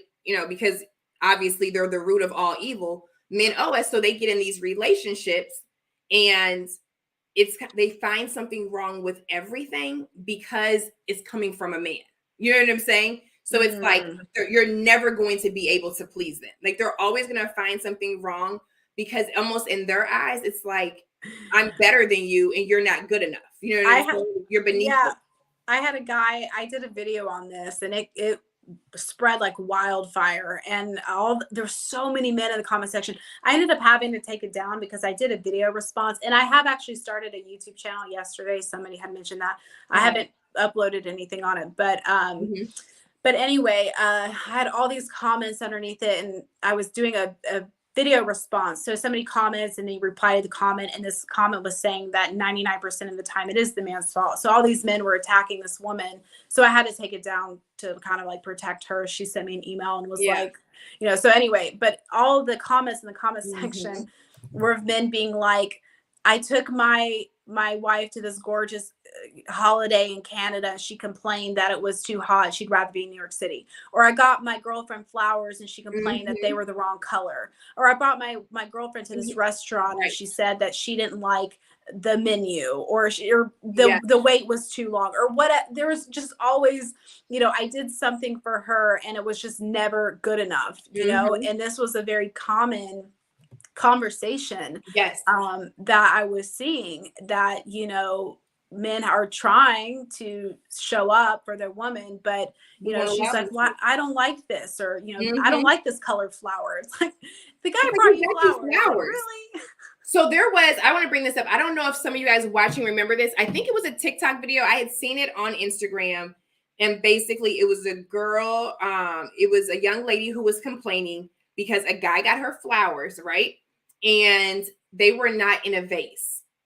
They were not in Oh a my vase. They gosh. were still wrapped in the plastic, Like right? he knows. And she was like, the fact that you brought me, and she had them like, and she made the video like a couple days later, right? She was like, the fact that you brought me these, and if you're gonna approach a woman like me, and What? you need to have it in this and this and this, and this is the rough side. This is when I'm really like talking in tough love. I was thinking when I was watching it, I watched it a couple times, and it was like a short clip. I'm like, first of all, he didn't have to bring your ass anything. You know what I'm saying? Yeah. He didn't have to bring you anything. You're focusing on the fact that it's not in a vase. Who's just going to travel with flowers in a vase, right? You're not focusing on the fact that this man took time out of his day, whatever he was doing, thought of you. It was like, you know what? Let me grab her some flowers. I don't care if they were dandelions, let me grab her some flowers to brighten up her day, to put a smile on her face, or just because, right? You are attacking him for bringing you flowers wrapped in the plastic, but why are you still making the video and you still have them wrapped in the plastic? How come you didn't take them in the house, put, you know what I'm saying, put the little flower food in them And it The was flowers. absolutely ridiculous. And I was like, and you had the men in the comments, they were like, see, this is why we don't do anything. And then you do. You have, I hate to say, when people are like, oh, there's a lot of bad men. There are a lot of good men out there who have become hardened, just like some women have, because they have run into the wrong women. You know what I'm saying? You have women like that who are emasculating them, tearing them down, who are not showing up, who are not being grateful, who are not being considerate. I know somebody who was like, hey, I took my wife here. And she was like, why would you bring me here? Why would you do this? It's like, can you not say thank you? Can you not, even if you didn't want to be there, right? Or even if they did get you something that you don't want, can you not just be like, oh, thanks, babe? You know, just smile and be like, oh, thanks, babe. I really appreciate it, because it's the thought that counts. But when we shoot them down like that, everything, then it's like, well, forget it. Like, I don't want to do anything for you. And then all of a sudden we're like, well, you're not doing this and you're not doing that. Yeah, because when I tried to do it, you just like, it wasn't received. It wasn't received. Not only was it not received, but you know, the one thing that men fear the most is rejection. And so you're rejecting them. And that's like the you shouldn't do that to a man that you are interested in, right? They don't want to feel rejected. Right. So then it shuts them down and they're not going to want to come forward again. But that's interesting. You know, if a man gave me flowers, my mind definitely wouldn't go to, he didn't put this in a vase. Like my mind wouldn't even go to that. Like I'm like, wait, what? Like, no, I wish you could have seen it. And I didn't even think about it until you brought up those examples. And I remember I went to make a video about it. And I don't even know if I ever posted it, because like I kind of went in, you know what I'm saying? Like in my initial reaction, like I went off, because I was like, I wouldn't bring you a crumb. Like I wouldn't bring you anything. You were unappreciative. You were bitter. You're this, you're that. Like I kind of went like in on her, because she went in on him. You know, and I'm just like, I don't care if you bring me flowers in a brown paper bag. It's the fact. I don't care if you picked them out of the ground. It's the fact that you did it, and it's sweet, and I appreciate it, and I appreciate you. Well, I have a question. So we're over here, you know, we're talking about how women can, you know, take accountability. I actually go over, you know, I go over in my content on how to heal generational trauma and woundedness. Somebody, Christina, is asking about that. So I go over that in my content and, you know, helping women with this, right? But then I get called a misogynist because I get told that I hate women because I'm saying these things. And it's like, how come I'm not allowed to voice where we're doing wrong? Why? Like, what makes me a misogynist? Because I'm calling, you know, I guess our gender out for this pattern of behavior. Like, what are we supposed to do? Just say like, it's okay. Like, just keep doing what you're doing. Because what happens is these women end up growing up and being single in their 30s and 40s and can't seem to settle down ever, like not ever get a commitment, not ever get a marriage. And, you know, and a lot of times that's when they become mate poachers, because all the good men are taken at that point. So then they are so angry, they try to mate poach somebody else's man because they didn't. And I actually have a question for you on something. So I've been talking to my partner about this on, you know, building a man or building with a man, I guess I could say. And a lot of women on TikTok, there's a lot of content on hypergamy, only dating rich men, all this kind of stuff, right? And the thing is, and the high expectations women have for men, like you have to be a certain height, when there's only like, there's like a small percentage of men that are actually over 6 feet tall, right? So that already makes the pool small. And then there's actually only a small amount of, you know, men that are extremely wealthy, right? So then it brings it down into smaller. So, you know, the women in my family, they married, you know, their men who had the determination, the drive, the setup to be successful. And they became millionaires. So the women in my family married them when they weren't so rich and built it up, and they're still together. So where do you think it, you know, when it comes, because obviously, like, and they also say that men don't reach their potential till they're in their 40s. And then you see these single women in their 20s wanting to get married, but they're saying no to the men in their 20s because they're not rich, or they're saying no to the men that are available because they're not tall or rich, the same. So then they stay single. Where do you draw the line on, like, you know, I guess the expectations are like, and then they say, well, if you help a man build, he'll leave you for somebody younger, right? Mhm. There's that whole belief, which sometimes does happen. You help a man Mhm. build, he becomes rich, and then he finds another woman that he wants because he didn't actually marry you because he loved you anyway, right? So I guess my question is like, should you help a man build his life? Like, is that so wrong? I mean, 100%. I'm a builder, baby. I am a builder. Like, I'm glad you had that question for me.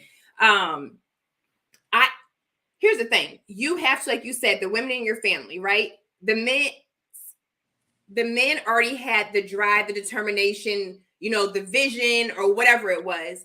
And then once they paired with them, like you said, these men now are like, I couldn't have done this without you, X, Y, and Z. We now in a microwave stage, age, whatever, you know what I'm saying? So people don't want to build, or they say like, oh, we want to build together. No, you want to build with somebody who's already at the top. So you're overlooking, and you're like, oh, there's no good men. You are overlooking all of these available good men who have the seed in them, right? They may need to be partnered with the right woman to help them bring it forth. We are birthers. We nurture. We water things, right? I am for women and being builders. I am for women helping a guy build. I am absolutely for it. I don't mean just anybody. You know what I'm saying? It has to be the right exchange and the right partnership and alignment. But I'm a builder. I have no regrets in doing that, because here's the thing. If we're attached together and it's like, okay, you already have the vision. Okay, I'm going to have your back. I'm going to support you. I'm going to love you. I'm going to do whatever I need to make sure. I'm going to let you know when you come home, like when you're stressed and tired, like, you got this. I believe in you. Whatever you need from me to where you can go out there and you can keep going. You know what I'm saying? You can fight past the nose, and you can really believe in whatever it is and bring it forth. When you go up, I go up. Why would I not do that? When you go up, I go up. It's not, you know what I'm saying? Why would I not want to be a part of that? But like you said, they want it right now. So it's like, young women, whoever, are like, oh, well, I want this, this, and this. Or they have, like you said, all the qualifications, over 6 foot, over this, over that. And then which is minimal, right? There's not a lot of men like that. So then they get to the ages where they've overlooked all the real good men. You know what I'm saying? They've overlooked. I've seen women, they overlooked men that then they didn't want him, but now he is that, high 6-figure, 7-figure earner. But back then, of course, he wasn't born into it. He had to put in the work. You have to put in the work. You have to build. If you said, hey, like, Avery, my partner and I are building a house, he can't just snap his finger and have it built. Like, it's going to be a process. You got to dig into you got to find something. You got to dig, a lot of space, whatever. You got to dig into the ground. You got to find the team. You got to start with the foundation. You know what? These people, these chicks, some of them do not want to build. They do not want to do the foundation. They want to get with somebody that's already here. They miss out on all these years, their prime time, and now they're older, they're lonely, they're bitter, and now they're trying to circle back, right? They're trying to circle back, and you have some of these men that are like, no, back then you didn't want me. No, actually, I knew a lady this happened to. This guy was in love with her for years in high school and chased her. She said, no, no, no. And then in her 50s, she somehow came back in contact with him, and he became a very wealthy, multi-millionaire. And she became obsessed with him. And they started having an affair, and she was so in love with him, all these things. And at the end of the day, he ended up not, it was almost like a karmic, you didn't want me then. They were both actually married, but, but then he divorced his wife. Actually, he divorced his wife and still didn't choose her. Wouldn't. Yeah. It's like, no, we can do this affair. So I'm glad you brought that up. I know some women, and I have talked to them about this, and they're like, I'm like, look, he's not going to choose you. And I don't know how else to say it, because one, you're wearing who you are and what you're about on your sleeve, right? So he knows that you're not after him, the man, the person. You're after the status. You're after the money. You're after all this stuff. So if he gets with you, it's like, okay, what are you going to give me? What's between your legs? I can get that from any. Wait, what else a man at this level, what else are you going to give me? What else can you offer me other than what you have laying between your legs? It's going to take more. And I have seen so many times, I've seen these women, and it's like, they're like, okay, he's going to choose me. No, it's not. No, he's not. He may fly you out. He may sleep with you. He may do whatever. He's not going to choose you. He then turns and goes and chooses the women, the woman that is meeting his needs. You know what I'm saying? Who is with him, who would be with him, whether he was at the top or right here. Because even if he was right here, this is the woman that he wants to be with, because he knows that she's going to stick by him and do whatever she needs to do to make sure that he gets, that he gets here. And you have these women that are left. And like you said, like, I think some of the, somebody commented about women like in their 30s, whatever. It's not only that, but it is some of this, like you said, they get to the point, and now it's like he's not going to choose you. He's going to choose you to sleep with, but he will never put a ring on your finger. He will never commit to you. He will never make you his wife. And I know it's a hard pill to swallow for some, but it's just the truth. I know. I tell women, I'm like, hey, if you get with somebody, I don't care if, like, it's the same thing when they come out of law school, right? If you're dating a guy who's in law school, whatever, he passes the bar, like, he's not going to have the top cases, you know what I'm saying, all of a sudden or whatever. He has to, like, everybody has to build. You better get with somebody who has the seed, get with somebody who has the vision, who has the intelligence, who has the drive. Get with them, pair it, fuel it, water it, and I'm just being honest, reap the benefits. You know what I'm saying? Like, reap the benefits. So these comments. Go ahead and talk. Yeah. So so somebody here says that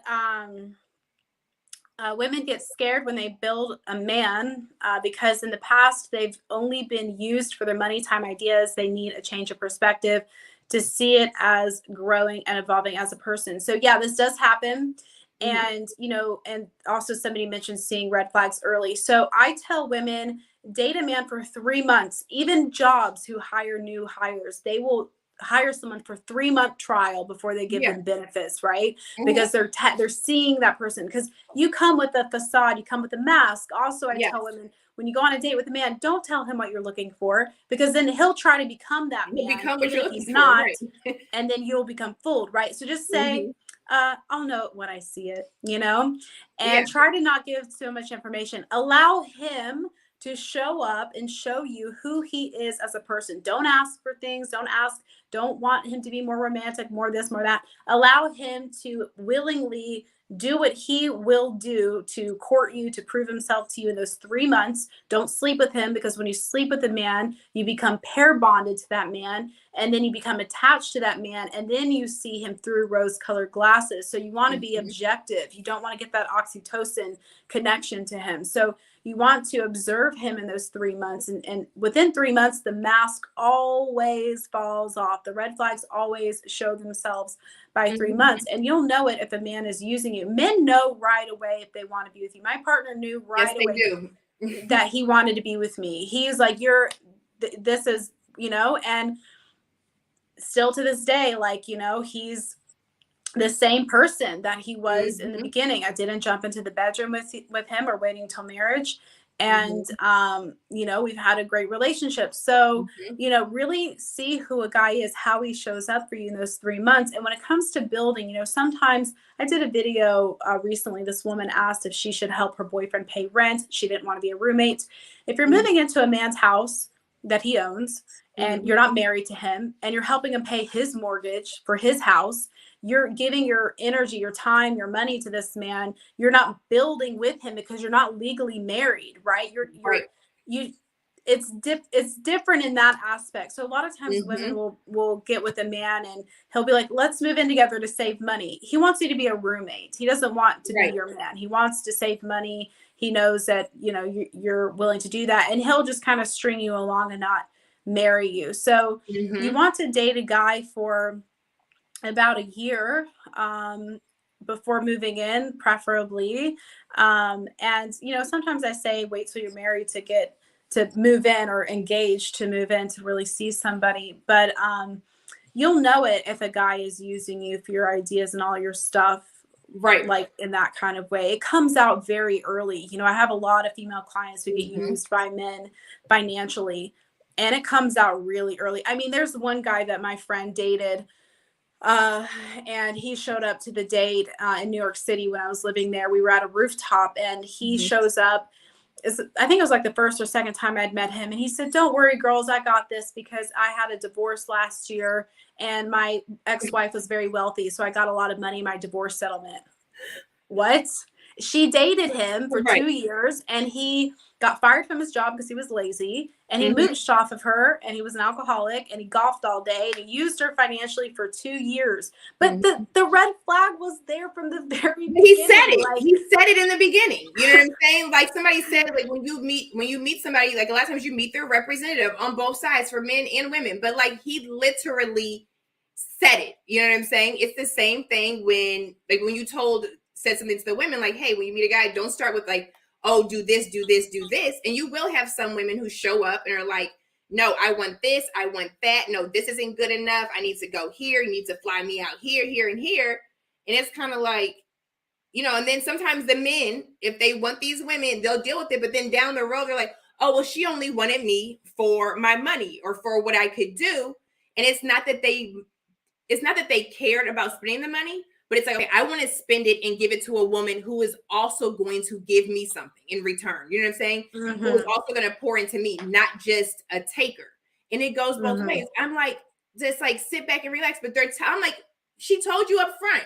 She told you up front how she moved. She told you up front what she was about. Her loyalty never would lie with you. It's with your money. It's with the status. It's what you can do, which is why she'll always be available to go to the next highest bidder in the room. It's a red flag. The guy your friend dated, he literally told you all sitting right there. What I have and what I'm about to spend on you is because I married this person who was able to give me this, and now I'm using it to do whatever. What would make you think, that anything was going to change? Yeah, and she was a wealthy, kind of famous woman. So he knew what he was getting himself into, So somebody says blame Disney socially engineered young women or young girls early on that a rich prince will fall on her lap and there's an unlimited supply of them. What do you believe? Do you think that? To some degree. I definitely I don't know. I grew up, I used to see my mom always reading romance novels and we'd always listen to love songs in the car. And I'm definitely a romantic at heart for sure. So for me, it was important to find a man who was romantic. I wrote down that I wanted a man who would write me poetry. And a guy laughed at me once saying I'd never find that. And my partner on actually the first day I met him on my birthday. He wrote me a poem. And, he's successful. But that's not why I fell in love with him. It was his character. It was his value, his integrity. He's got strong integrity, strong morals, conviction. He's disciplined. He's hardworking. Discipline with a man is so important. If a man's not disciplined, he's going to, stray. He's going to, falter, right? So he's got all of the core qualities of the character of a man that I want. The money that he has is just like the icing on the cake, right? It doesn't, that wasn't like the draw in. I've dated wealthy men prior to him as well who had horrible characters. I couldn't stand being around them. They complained. I knew a billionaire once. I still know him, but he's a friend of mine. He was born into money and he made also a lot of money as well. And he complains all the time about money and this and that. And I'm like, what are you talking about? You have like a $20 million townhouse in New York City. Why are you complaining? Right. So, women kind of think like, oh, he's rich, he's going to be generous. Just because a man has money does not mean he's going to be generous with you. At all. And just because a man is an average guy doesn't mean he won't be generous with you or he won't be a great man for you. And, I knew a guy who he spent all of his time building for him and his girlfriend. And he became a millionaire because he was so disciplined and working so hard. And he was upset and he had a session with me. He's like, all she did was complain about how I worked too much and how she wanted to get married and like get a house. And he's like, what do you think I'm doing? I'm working my butt off to be able to provide that for you. And she was so ungrateful. She ended up leaving him and getting pregnant from a guy that she knew for like a month. Yeah. Maybe she should have just stuck around. She should have been like, you know what, babe, Go ahead. And you know what the irony Go is? ahead and build. She got pregnant by a guy. Her father was abusive, and she got pregnant by a guy that her boyfriend, the guy my client's not abusive. He's a really nice, sweet guy. They were together for like 10 years. So she knew him really well. And I actually worked with her too, but she told me that her father was abusive, and she chose a man who was exactly the same way. And you know what else she told me? She said, I'm a little bit afraid if I have a daughter, I don't really know, but like, what if he's the kind of guy that would molest her? Or if I had a son, what if he's the kind of guy that would abuse him? Why would you have a child with a man that you even have to ask that question? Why would you make that kind of choice? And she took accountability though. She knew that what she had done was dumb, but she wanted to have a baby. So she ran off because the guy, her boyfriend or whatever, wasn't giving her enough attention. She found a guy that was, and come to find out, he was a controlling abuser. He would control her, track her location. She said she was afraid for her safety. Well, you wanted someone who was needy. Be careful what you wish for. The horses, but that's the thing. Like, he was busy, and I could see if he wasn't giving you affection or attention because he was just out, in the streets straying. He was busy building. We all make, in a relationship, in a healthy, we all make sacrifices, right? Okay, so if I want a man who's going to protect, provide, and do all of this stuff, there are going to be times like, no, we're not going to be able to do a lot of stuff all the time, especially if he's in those building phases when everything isn't running on autopilot, right? Or sometimes stuff is running on autopilot, but he's still maybe the face or the voice, and he has to be like right there. Then we're going to get our time in when we can in little ways, but like, I'm not going to be inconsiderate. I'm not going to be ungrateful. I'm not going to go and be with the man who can sit up in my face 24/7, because if you can, you're not working, right? Like, you're not working. If you want a provider, if you want this, let him do it. Do what you need to do at home. Do what you need to do that allows him, like I say, to go out and do that, because it adds to the relationship. You are able to benefit from it. Let's see. This is, I don't know what this is. Okay, I saw a video the other day of a 20-year-old bragging that she has slept with 90 plus men. What percentage do you guys blame on her parents' lack of parenting versus her? Just curious. Oh, God. That's a lot. That goes back to that childhood. That could also be, but here's another thing. Because of TikTok, because of Instagram, a lot of people will get on stuff and say stuff, or will actually act things out to trend and to draw attention. But let's say she wasn't doing that to me. Any young woman who has done that, it's there, like Alexia said, there is a root there. There is a big need. Root. Yes, and it's not like, oh, I just want sex. That has nothing to do with sex. It's a void needing to be filled. A feeling, more than likely she had an absent father, and she wants to feel love from a man. So she gets it through having casual sex. But let's say she had, parents that did love her and treat her well, right? It could also come from this celebration of hookup culture, right? Yeah. I mean, we have Cardi B like having sex at the Grammys on stage, technically, right? So celebrating this hookup culture that is empowering. We teach, look at Sex in the City, the character Samantha. When I was in fashion school in New York City, all the girls in my dorm loved Samantha. She was the queen of all queens. Well, what is Samantha like? She's a woman that has sex with any man. She has no emotion when it comes to sex, and she likes to behave like a man and have sex like a man. And that was what, us college students were kind of told that was an empowering woman, or an empowered woman per se. Right. So I think also it's social conditioning. Yes. Yep. I would say that, like, there's a void. It could be that. It's the social conditioning, and it's some stuff to me that people do anything to trend, which is still, there's something missing, right? Because why do you need that, like that attention and all of that? But I think when we empower women, as far as like being empowered, yes, and you should be in tune with yourself sexually and in tune with your body and what you like and what you don't like.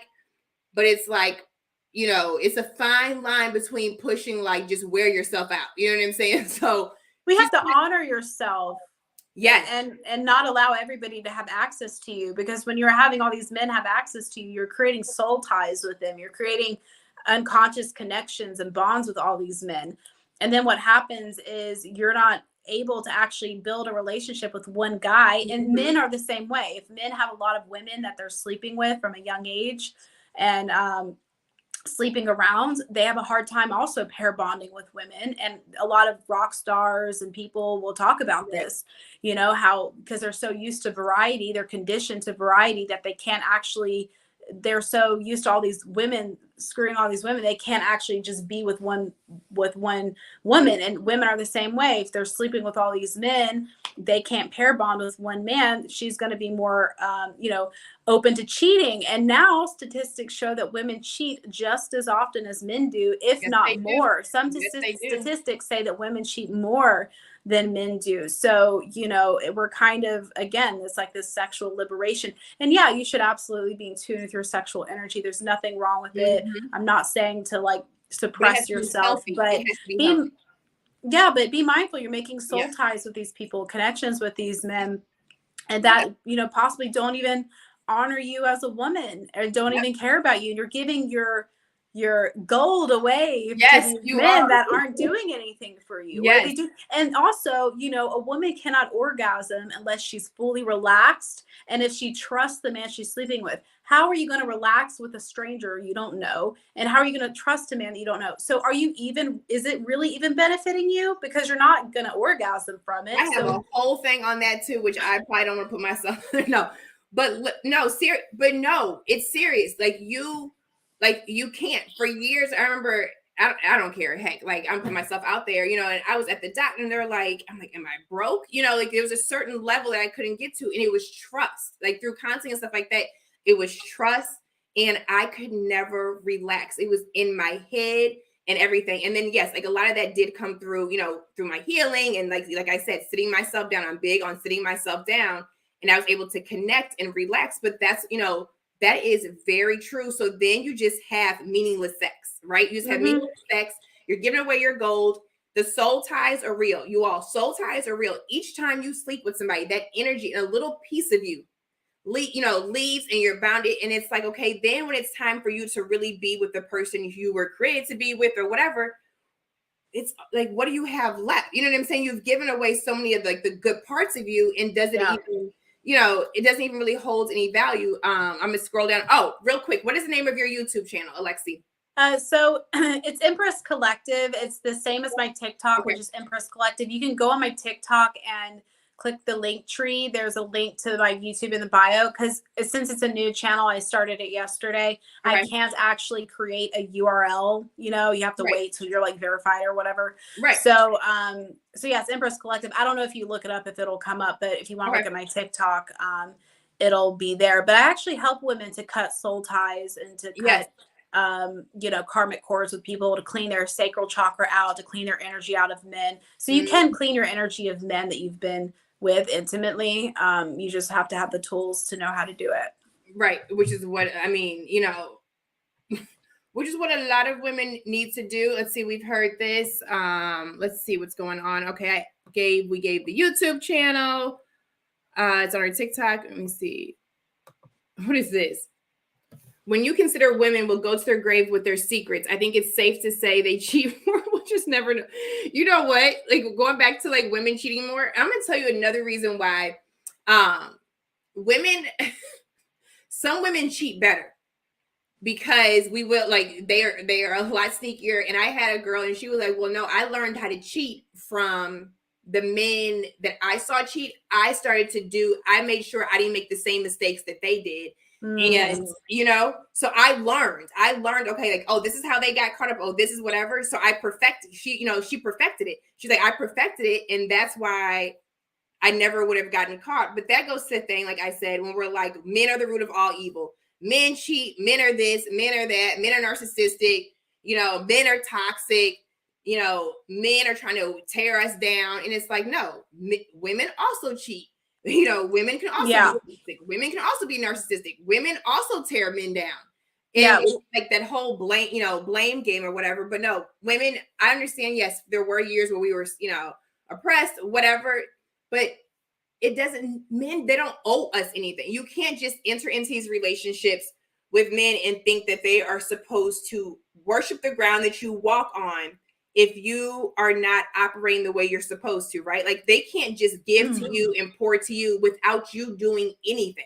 Like it doesn't match. When you talked about, when Alexi spoke, you know, about the queen archetype and the women who are leading in their masculine and all of that, and then they want certain men, like they want these masculine men, they want these alpha men, and it's like this, a masculine man he's not attracted to a masculine woman because it's not a competition. And you guys are like playing this game of tug of war, and that's kind of like where the same team came up with, you know, it's like, no, we're stronger together. We either win together or lose apart. It's not a competition. We are in collaboration, not in competition.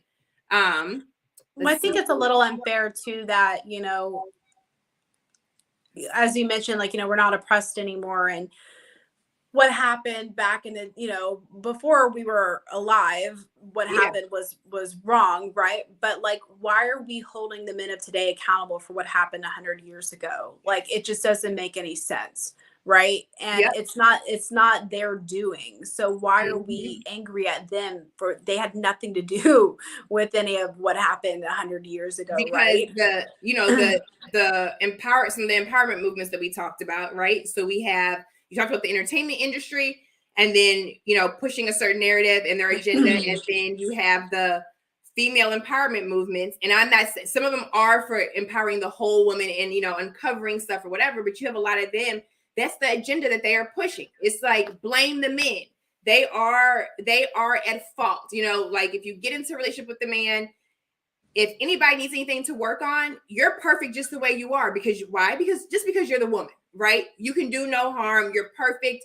You're already good. He's the one that's going to have to work on himself. He's the one that's going to have to step up. He's the one that's going to have to level up. He's the one that's going to have to compromise. He's the one that needs to sacrifice because you're the woman, and he, you know, he owes you because for so many years they did us so wrong. It's I guess it's a sense of entitlement. And, yes. You know, I mean, I also know too that, you know, like men aren't saints either. Like I see men on my comment section that whenever I say, like, you know, the man should provide, they'll say, well, why can't women provide? Why can't women pay 50% of the bills and raise the kids and do the cooking and do the cleaning? Right. And like, you know, so a lot of men are taking advantage of the liberation movement. And also, you know, there's a lot of men that do hate women. They do hate women for the privileges that women get, that they get provided for and spoiled and stuff like that.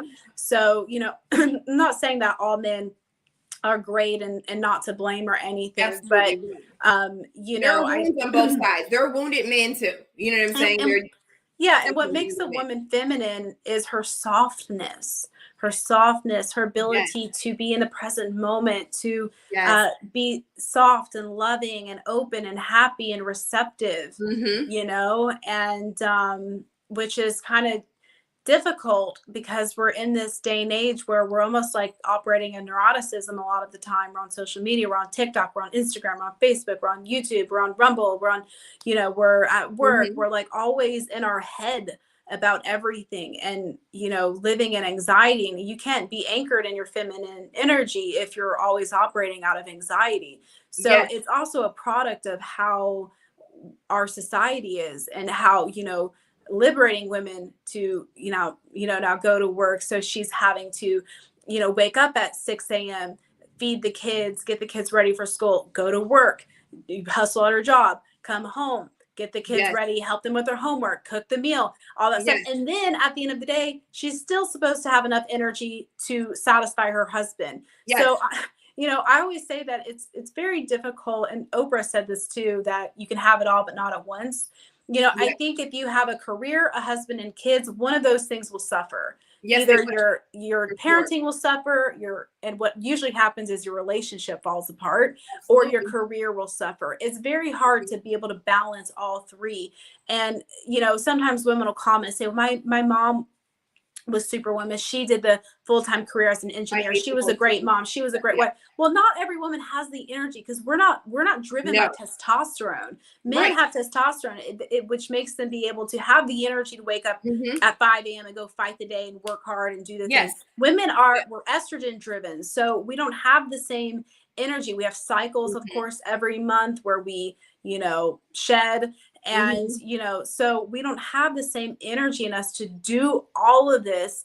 And it's exhausting. It is. I'm glad you said it is so exhausting. And I've talked to, someone recently, and they were like, they're like, they have been shown recently that this is their time, where their season of rest as a woman, right? Like they need to rest and everything else will fall into place. But society, and like you said, everything else is like hustle, hustle, hustle, go, go, go, go, go, go. And that as women, we can't do that all the time, right? And you have that imbalance, because even when when I have my moments where I'm on the go, that anxiety creeps up and everything, I'm like, wait a minute. You know what I'm saying? Because I haven't rested. I haven't just been present. I haven't sat with myself. I need to, I'm getting away from my feminine, and it's like I'm operating in my masculine too much, And a lot of women aren't aware of that. And that's the thing. They're like, I'm tired. Like, I'm tired of being the independent woman. I am completely against, I have this thing that I call capes off, right? And it's, as women, you have to learn how to take your cape off. So when we see all these things like, oh, I'm Wonder Woman, I'm Superwoman. And a lot of times they're like, oh, you're a Superwoman, you're super mom, you're super this. And I know that they're saying it as a compliment, right? So I'm like, okay, thank you. But that is one thing that I have shed, because I absolutely hated being Superwoman. It was sacrificing every part of me. I was completely losing myself. I was a shell. You know what I'm saying? Physically, I was thin. My face was sunken in. My anxiety, the depression, all of that kind of stuff was there, because there was a complete imbalance. I was just going, pouring. And I tell people, I was like, I was the Walking Dead. Like, it may have looked good on the outside, but I was not Superwoman. I'm like, that cape, that Superwoman cape, is strangling and choking the life out of us and who we're supposed to be as women. So I always tell women, snatch your cape off. Take the cape off. You do not have to be Superwoman. It is exhausting. Like, who wants to get up and like you said, take care of the kids, do this, and like seize the day and then just do it all over again?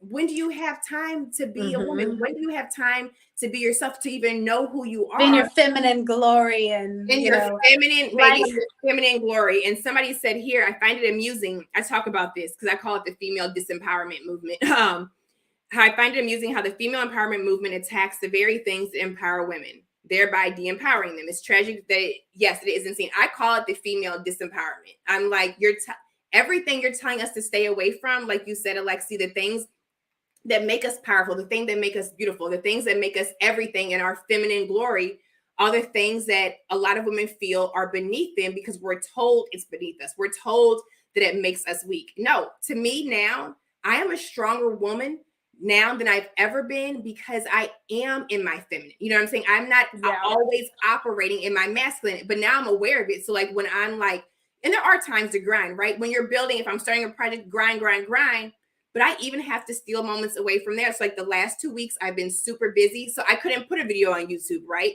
And I know people are like, oh, you need to do a YouTube video, you need to do a YouTube video.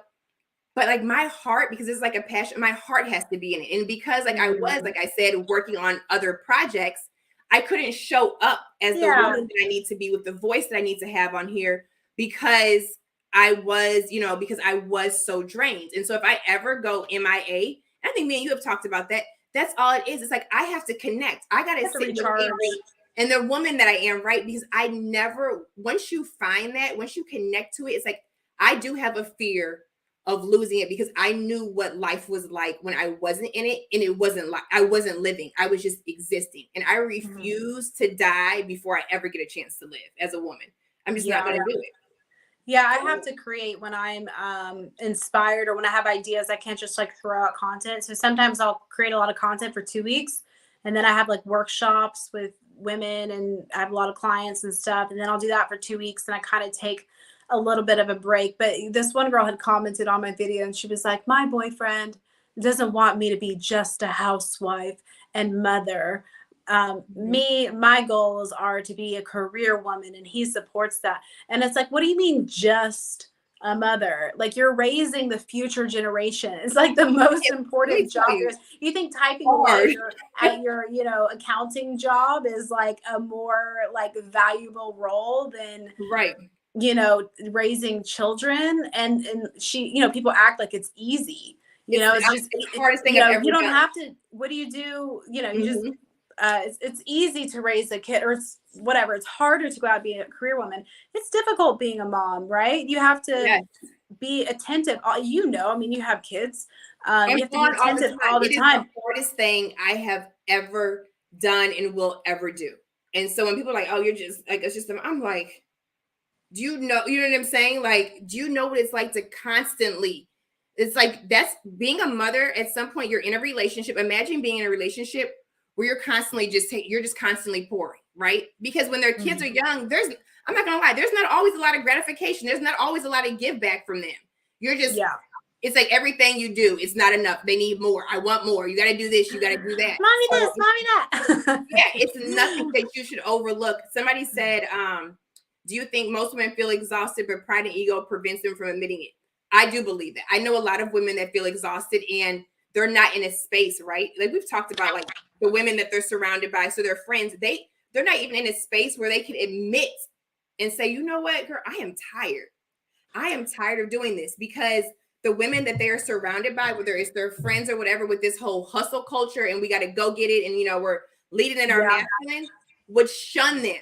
It's like they don't have a space where they can speak up, but then they'll probably end up in Alexi's DMs, or they're ending up in my DMs, and they're saying, privately, like, I'm tired. Like, I get it all the time. Sis, I'm wore out. Being independent, yes, I can do it, but I don't want to do it.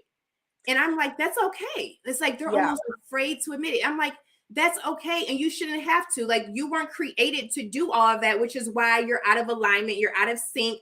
You're depleted. Oh, sorry. Her thing went off. You're depleted. You're drained and everything like that. So yes, you guys, I will wait for her to come back. I do believe, yes, it is the ego. It's the ego. It's the space that they're in. It's the support, because, they're in these circles. We all want to have our friends support us. But a lot of their friends are on that same thing. So I've had women who say, oh, I can't say this at the girls' dinners, right? I can't say this at the birthday dinners. I can't say this on the girls' trip with all the boss babes, because if I said, hey, I'm tired of doing this on my own, and, I want to be in a loving relationship, or I need a man, or I need a partner, or whatever, they're like, you're a weak ass woman. Like, I'm just being honest. You're weak. Excuse my French, but you're a weak ass woman. You're needy. You're this, you're not strong, you're not this. And I'm like, so they just shut up, they just grin and bear, and they suffer in silence. Yeah, women get shamed by women far more than they get shamed by men. I get asked a lot in my content and my live streams by women, well, what do I do if my mom, or what do I do if my friend is against me being a traditional woman? What do I say to the women that are being mean to me about this? It's never the men. It's always the women that are attacking them. Women have become their own worst enemy. Yes. Yep. And that's that sisterhood. You guys missed the beginning. I know we've been on here for a while, so I know we've all had a long day, and we got to look, operating our feminine, we got to get our rest. But really quick, like we said in the beginning, and Alexi said that, excuse me, but that's what you have. You have these women that, this sisterhood, right? She was like, Avery, is there really a sisterhood? And we gave her input. Like, that's the sisterhood, right? That are shaming, the shaming sisterhood. They make you feel guilty. They make you feel bad for wanting rest. They make you feel bad for not wanting to do it on your own. They make you feel bad for, wanting to kind of just be present and flow and not be grind. Like, I'm sorry, like, I don't have time to be a boss babe. You know what I'm saying? I don't have time to be a boss babe and be out here hustle, because I also have 3 kids, and then I also have myself. Like, I'm connected now to who I am. I don't want to lose who I am as a woman, because it costs me so much to get where I'm at, and I'm still becoming and evolving every day. You guys, real quick, Alexi, I'm gonna give her TikTok again. It's the Empress Collective. Yeah, come check it out. Recently started YouTube, but if you don't find it on her YouTube, you're gonna find it in her TikTok, and hopefully she'll come back again. I'm gonna try to see a few more of these really quick before we get off. Is the shaming tactic that is being used against one another the right tactic, or is it just done to insult someone because they do not like what they said or how they think? No, it's not shaming. No, it's because they're bothered by what you think, and they're bothered by the fact that you don't want to go along with their agenda and the message that I feel that they're putting out there, right?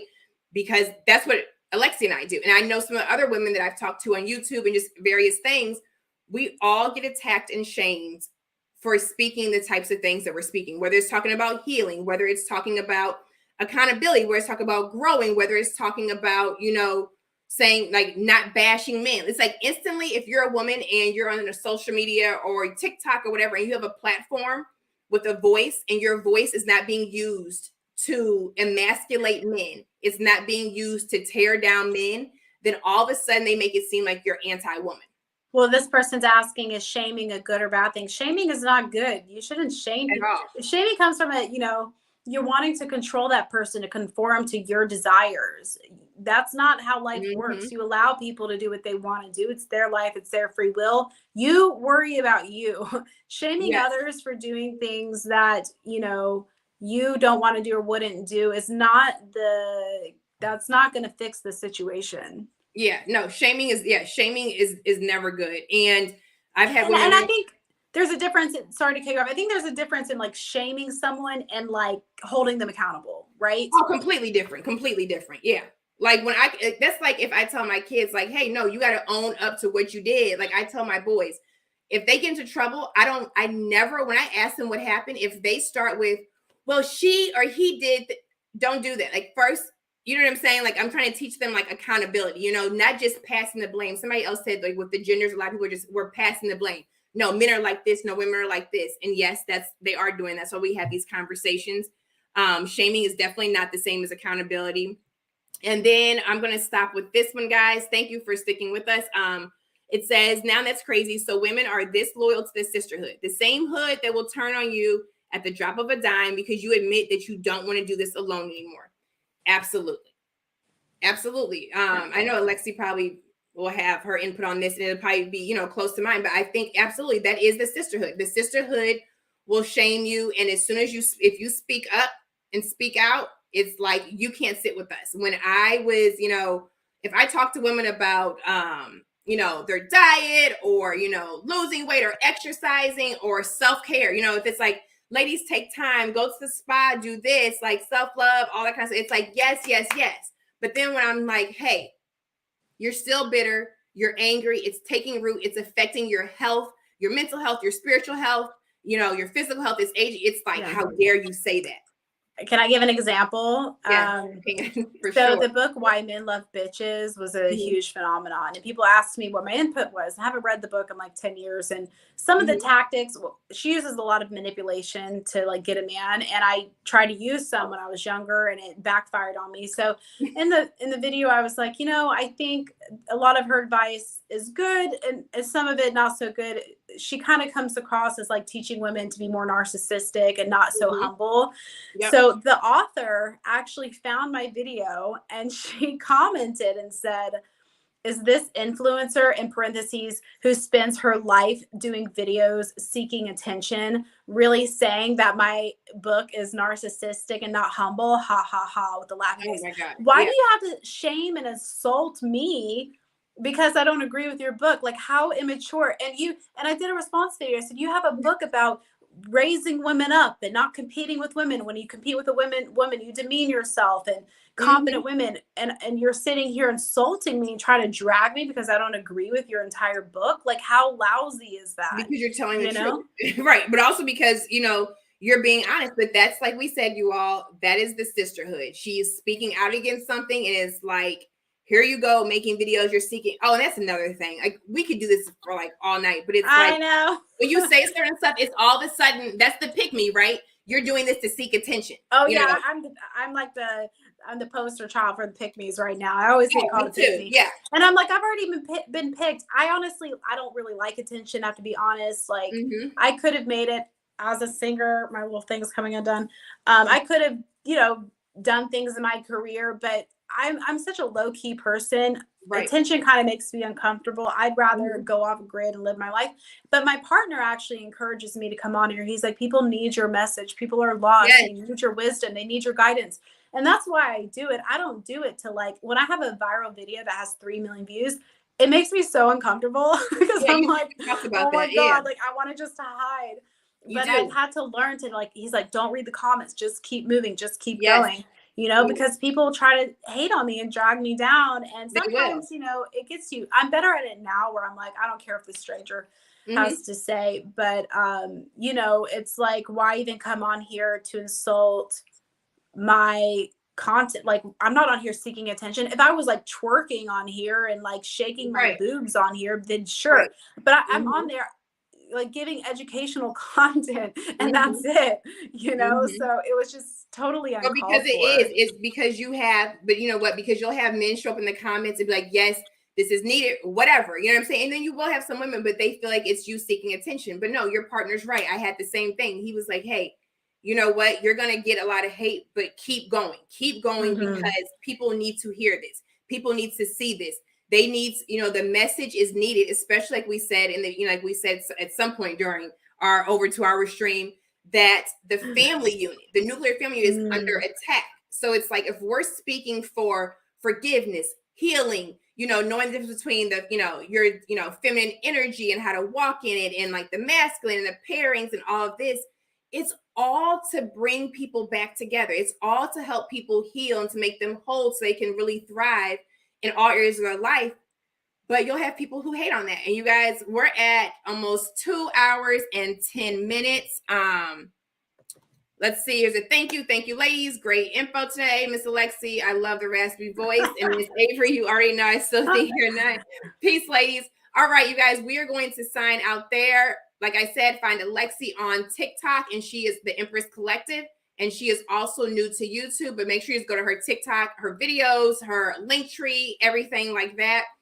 She is a coach. She works with, you know, spiritual way. So much. She does everything, right? She does absolutely everything. Yeah, check it out. You can also find me at alexiturner.com. Yeah, alexiturner.com. Thank you all for joining us. And Alexi, I would love to have you back anytime to talk, you know, to talk about this kind of stuff. Thank you for your voice. Thank you for showing up. Thank you for being the woman that you are, and for showing other women, whether they receive it right now or not, that our feminine energy and our feminine power and everything that we have in us is beautiful, and it's what we should walk in. And you guys, she is also about, it's not about a competition, okay? It's not about being in competition with our male counterparts. It is about being in collaboration, same team. We are stronger together. We win together or lose apart. Bye. Bye, everybody. Thank you, Avery. All right. Thanks, hon.